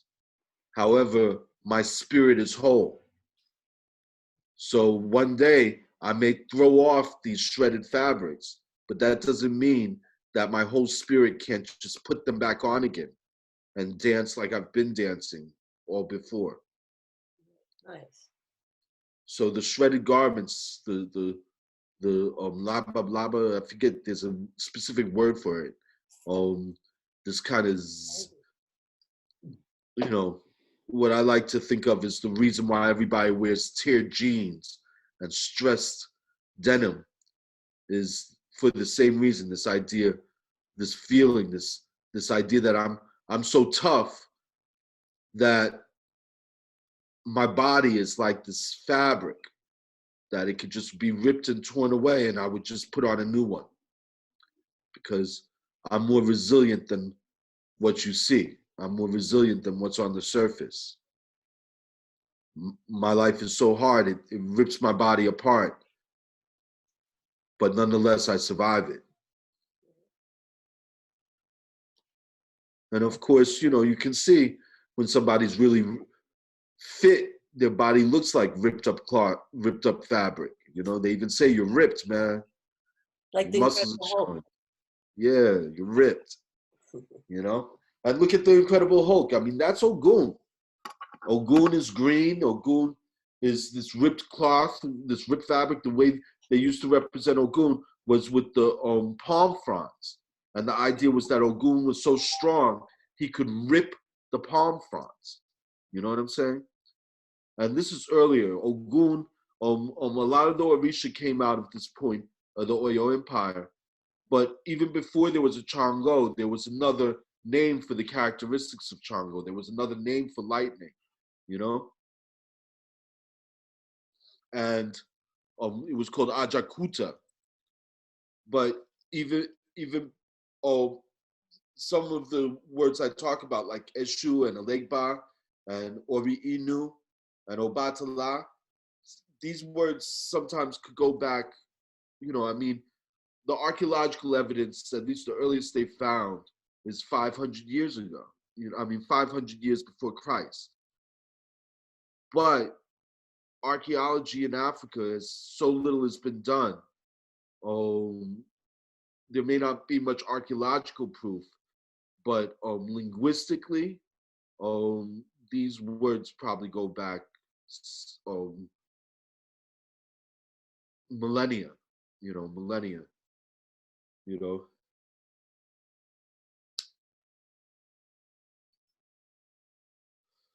And what is time anyway? Whether they go back before Christ or whether they go back to 10,000 years ago, it really wouldn't matter. It is what it is. Not all things happen through exchange and through development, you know? One of the things that amazed me about Yoruba is the town near Ile-Ife where the Yoruba insists all men started, was the beginning of all of humanity, was Eden itself, Ile-Ife, which is in Nigeria. There's a town, a community called the Edo people of Edo. Right. And Edo is, of course, also the city in Japan, Edo. And that would become Tokyo, I believe. But Edo in Japanese means the original people. You know, so here you have these two communities separated by the whole world, the Nigerians on one side and the Japanese on the other. Very little opportunity for direct cultural influence. But you have the same word meaning the same thing in two different cities named after the same name. That to me says that on a fundamental level, there is only one mind.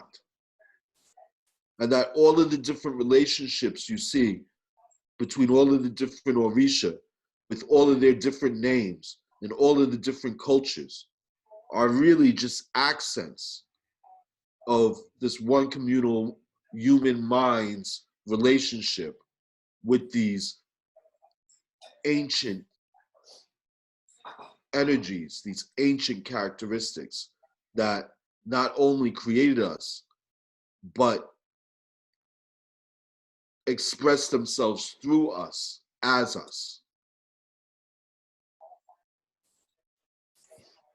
So I definitely believe in the singular mind. However, the multiple mind, the dichotic mind is also very valuable, you know, very beautiful. It's not a direction I go into. To me, the idea of believing in good and evil would be the same as our language says, to believe your right hand is a good hand and your left hand is an evil hand, and that your right hand must control your left hand because your left hand is going to do evil if it isn't for your right hand, you know? Right. It's a silly idea. We are a whole being, and our right hand is our left hand because they both are us. The murderer, the mass murderer, the mass racist, rapist murderer is just as innocent and just as valuable and just as much a part of society as the innocent child that everybody values. You know what I'm saying? Yeah, that makes it tough. Yeah, it is tough. I'm glad you recognize how tough it is. We love our belief in evil. It's absolutely necessary for us. We believe that our belief in evil keeps us safe from rapists and murderers.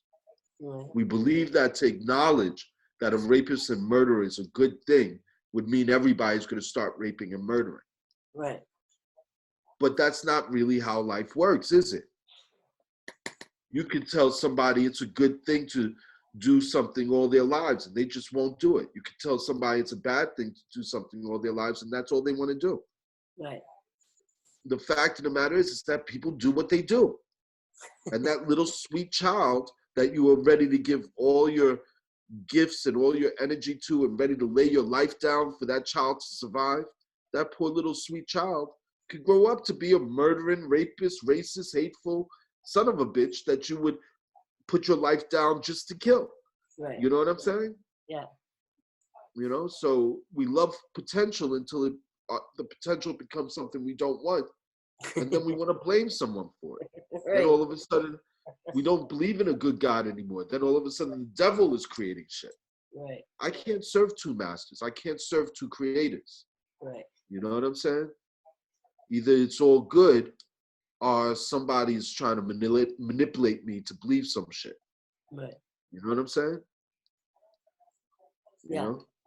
So I don't really need anybody to tell me what's good or what's bad. I need people to tell me detailed information.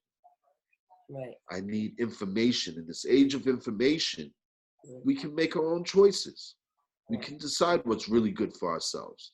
And not only that, we can give other people the freedom to do some shit we don't really like doing, as long as they are doing it with the permission of the people around them, the permission of the people that are doing it with them.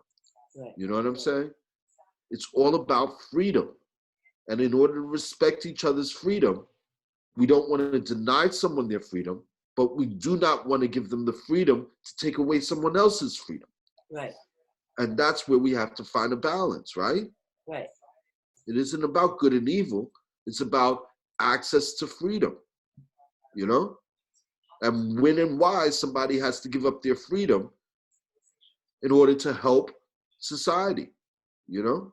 Right.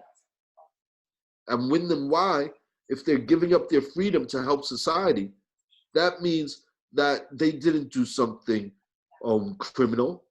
It means that they are, in fact, enslaving themselves to society to pay for whatever freedom they denied an individual. To me, that's much easier than vengeance. I don't want somebody to go through the hardship I went through. Yeah. I want them to work at something that relieves that hardship for me and anyone that's going through it like me. You know? I don't know. It's it's not something that I can really project into a community how it would work. The concept of perfection, the concept of it's all good. I've seen it in my hood. I've seen it in Bushwick. Young brothers just recognizing, hey, if we could die at any minute, how could there be anything other than good? It's just good to be. That's where it's all good came from, was my hood. But I feel that it's not a really clear option in our popular cultural world. There's such a belief in the knowledge of evil that people don't even have the idea that perfection could exist. But the fact is that our bodies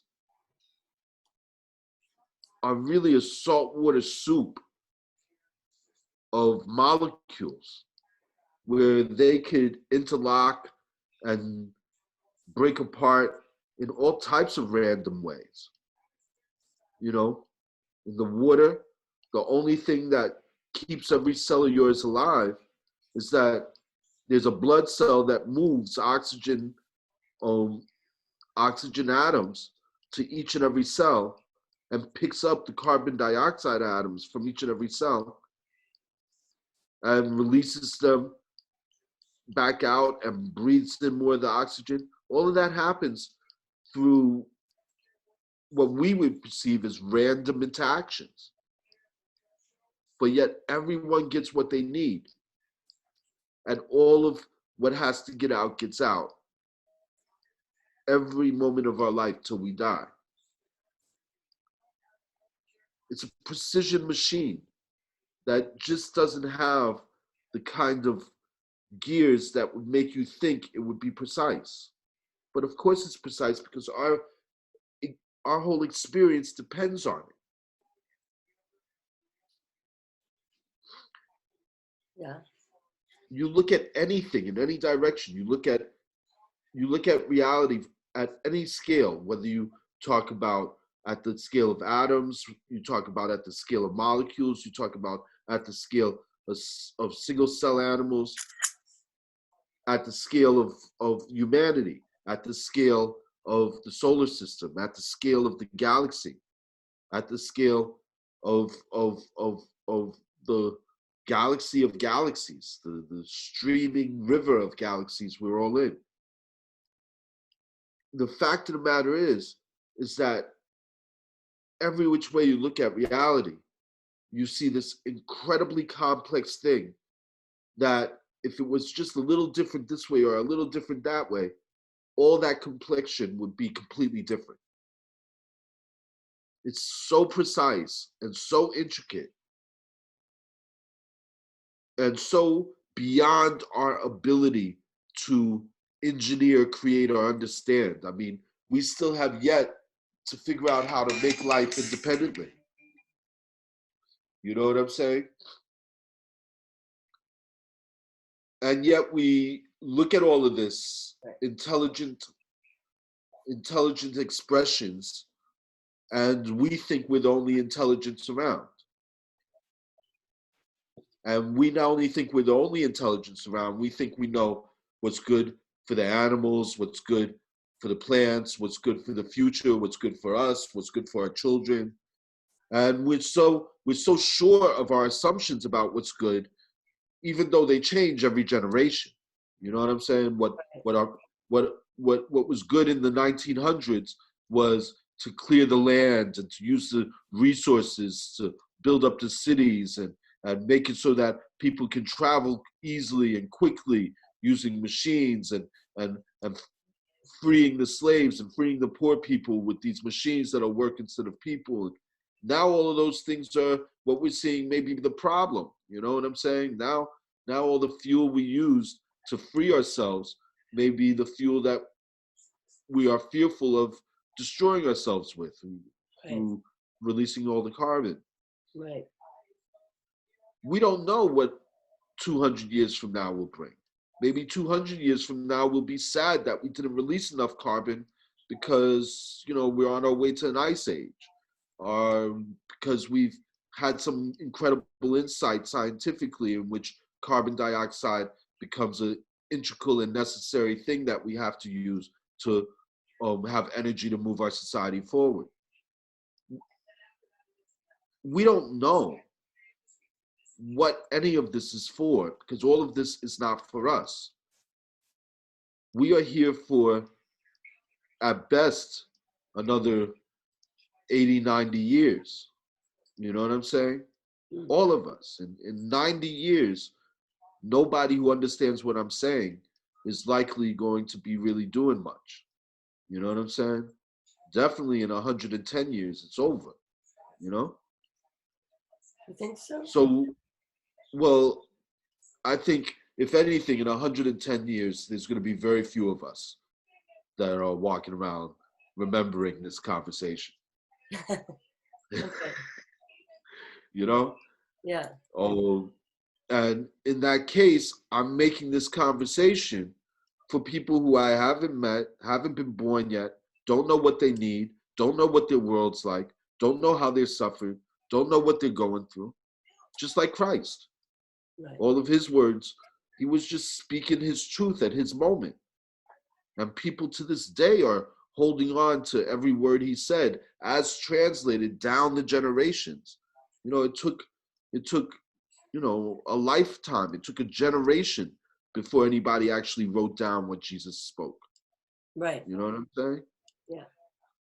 You know, so, I mean, here we live in this time where I am making a very intimate, very clear, very tangible expression of my beliefs and who I am.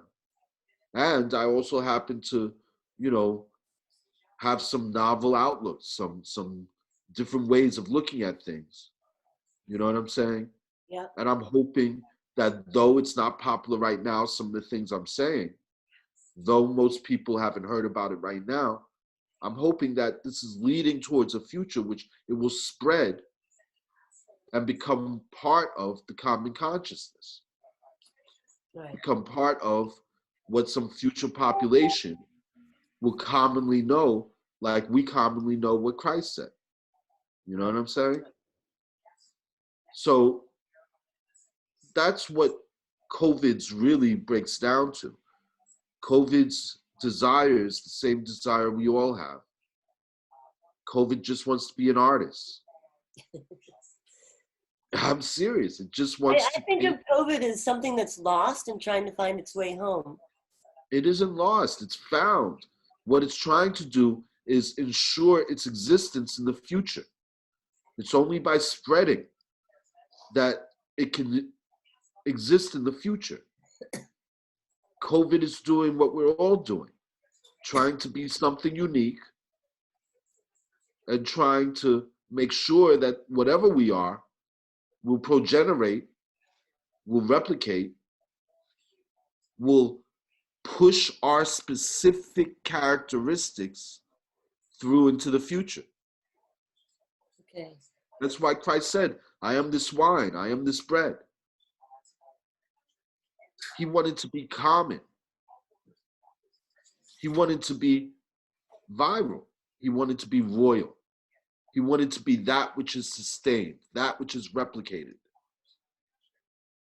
that which is a part of what must be, you know? Okay. And that's really anything that's organic, that's at our heart. And it's at our heart for the same reason that there's a hurricane that's been going on Jupiter for the last at least 500 years. That's for the same reason that hurricanes come through here every season. Right. Everything that has ever been wants to be again. Everything that has ever been wants to replicate. History never repeats itself. Nothing is identical to anything else. But it sure does rhyme. Everything has characteristics that are common with everything else.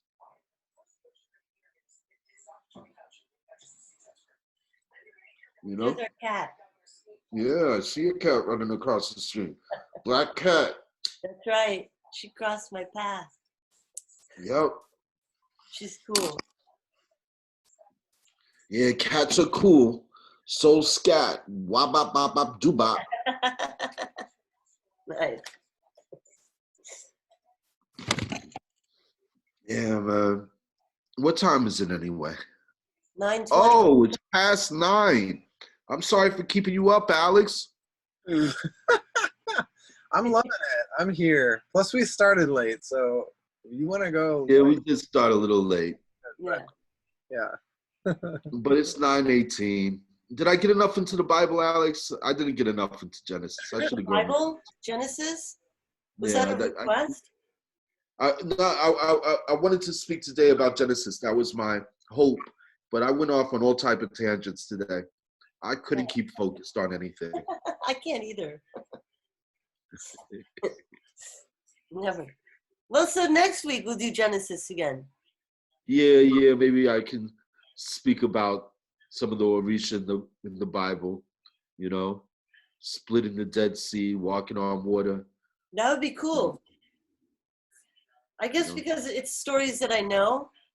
So if you made the connection, it would be interesting. Yeah, because I mean, we're told that only Moses split the river, right? Yeah, Moses split the river, but he didn't split the river. He split the Dead Sea. Right. You know. Wait, it was dead. Yeah, the Dead Sea. Yeah, the Red Sea or the Dead Sea. I think it was the Dead Sea. Okay. And basically that's Yemoja, right? He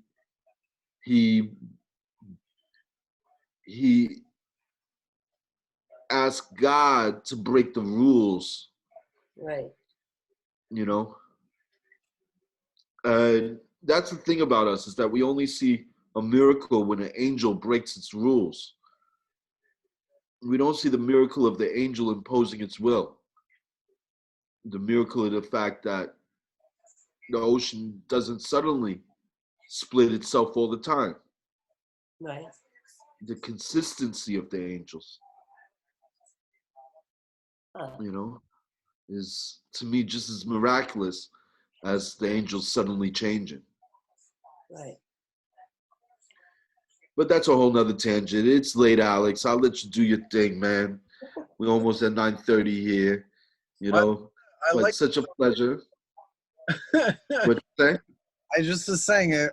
I mean, I really like the part when you were talking about, like prophets as virus. That was pretty amazing. That was pretty mind-blowing. Prophets is my... Well, weren't you talking about Jesus as, like... viral. Corona? Like, Jesus is want to go viral? Yeah, man. Yeah, absolutely. Viral is all about it's sexual, it's desire, it's the one to make more yourself, it's the one to replicate, it's the one to push your character into the future, and not just as you as a single person, but to make sure that everything around you is saying nothing but you. You know what I'm saying? It's every starmonger, anybody that wants to become famous, that's why cats work so hard to make a viral video now. The more people that focus on you, the more places you exist. Diversify your portfolio. The more people that know what is unique about you, the more people are likely to express those unique characteristics. You know what I'm saying? There are things that we do that we don't even know who did them first. But then there's other things we do we know. The Superman dance came from that specific rapper. You know what I'm saying? Right. In any case, everything wants to be viral. And the prophets are all viral. They all start off as one and reproduce themselves in everyone they meet. I don't really want to be viral. I don't want to be quiet. I mean, I guess Gray Space is kind of viral. Okay, maybe I'm wrong. There you go. Think of Gray Space as as a cell pushing out all these viral artists. Yeah. All looking to get into other spaces and do with it what they did with gray space. There's something about it. There's something about performance art that I like. It's not, you know, I don't know what it is exactly. I'm still trying to figure it out.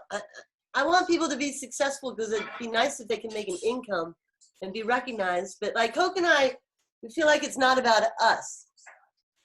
We want the art to move forward.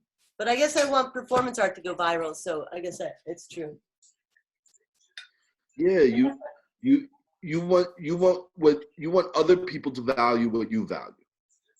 Oh, you want to share what you feel is a good thing with other people. Right. You know what I'm saying? Yeah. And you know, that's what the virus wants. The virus, I'm sure, thinks it's a good thing. Right. If it didn't think it was a good thing, it wouldn't try so hard to get into ourselves and make more of themselves. Right. You know, everything is trying to make things better. Everything is trying to push itself into the future, into the place where it wants to be. Right. You know what I'm saying? But, you know, I mean, the future is unpredictable. The future is unknown until we get there.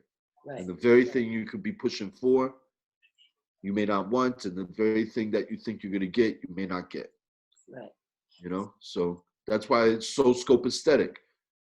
That way, whichever thing that could possibly happen, you have a creative enough mind that that is exactly what you wanted to happen. Yeah. And then you no longer have to control what God creates. Instead, you can enjoy what God creates. And if you're enjoying what God creates, then God is creating nothing but your joy. And that is the type of relationship I hope to share with everyone I can share. Right. For them to receive their creation as a gift, as a present, not as a poison, not as, you know, some rotten fish, but to be able to recognize the singularity of creation, recognize their singular thing is just to experience it, and to have a creative enough outlook that whatever they experience, I mean, look at us. We spend money to watch scary movies. We sit around and watch a movie like Pandemic, where people are getting sick and whatnot. Here we are, we're living it, and we don't recognize the beauty of it. We don't recognize how much we wanted this, how much we wanted to be a part of every zombie flick, every horror movie, every, you know, we pay to see the whole spectrum of creation as entertainment. So why shouldn't we be open to getting coronavirus as a wonderful opportunity to enjoy a pandemic movie that you're living in? You know what I'm saying? You know? I mean, it's horrible for me to say these things, but it's true. You know, so true. It's so true. We've been nostalgic apocalypse for a long time. Well, okay, I don't watch horror films. I never wanted to see the film Pandemic, but I recognize there are people who do. So that means us. Well, it's within the human condition, but like you pointed out, it's also within the human condition to not be entertained by certain expressions and not think that there's something that you would want to invite into your world. You know what I'm saying? Yeah.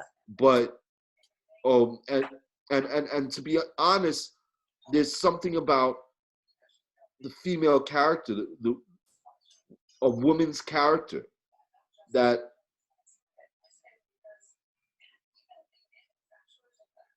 is very. There's a reason why Ye Moja is the owner of Rules and Regulations. She's a woman. That's a woman identity. And it's talking about, I have experienced things that I don't want to experience in the future. So I make laws so that I won't experience those things in the future. It's a knowledge of evil. I know this was wrong in the past. I know that God is going to create it again. But I don't care. I want to make rules against it. In my house, it will be this way. Right. You know what I'm saying? Yeah. And what does she do to enforce it? She gets Ogun. So Ogun, the very force that would rape her or abuse her, now recognizes the pain that he's done, and even though he still wants to rape and abuse and beat people up, he now recognizes, oh, the only way I can really abuse people is in the name of rules and regulations. The only way I can abuse people is if they're abusing someone, then I get to abuse them. Right. You get what I'm saying? Yeah. You know, so Yemoja kind of, in her belief in knowing something is wrong, and it's not just her. I mean, guys have Yemoja in all of the Orisha players in us all, and everything's in everything. So when I'm talking about a character, I'm being very stereotypical. Right. When really, we all are all the stereotypes, you know? Yeah. So basically what I'm saying is a big part of racism has to do with what black men would do to white women.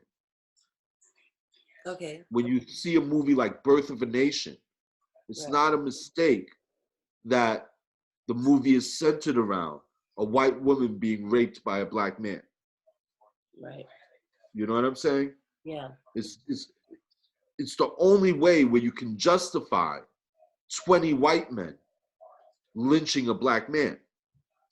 If 20 white men just went and took an innocent black man and lynched him, they would look like they were wrong.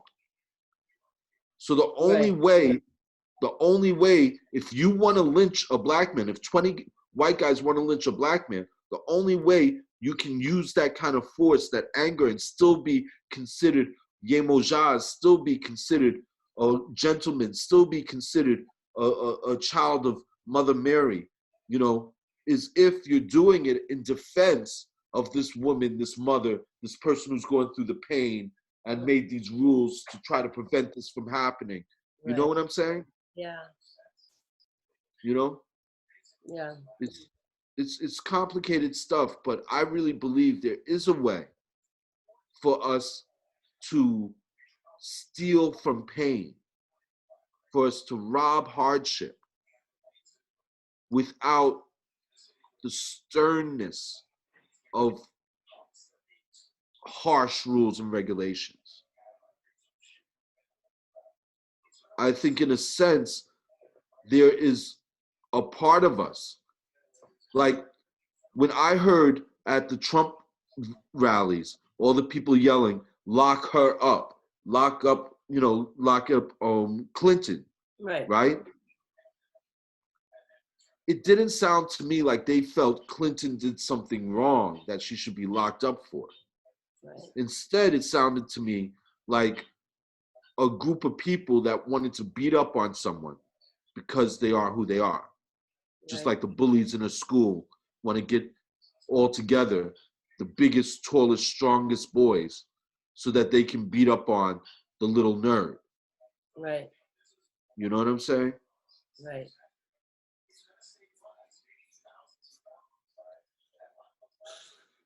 Well, that can be, yeah. Go on, sorry, Jill.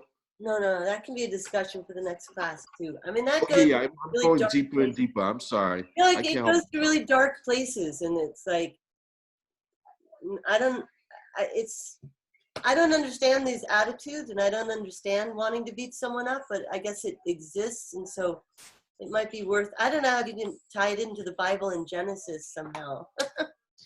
But it's so that's dark. easy. Look at the story of Cain and Abel. Yeah. Cain and Abel is just that type of situation. Okay. Abel was giving God blood sacrifice, and Cain was giving God vegetables. Yeah. Cain was giving God he was a farmer, and he was giving God grain and vegetables. He was saying, I'm not killing anyone. I'm not pouring blood in your name. Aren't I good? Yeah. But Abel was killing he took care of animals, so he was killing lambs for God. I see. God accepted these blood sacrifices from Abel, And Cain was so insulted, so sure that Abel was doing something wrong and that God should have accepted his grains because they were better.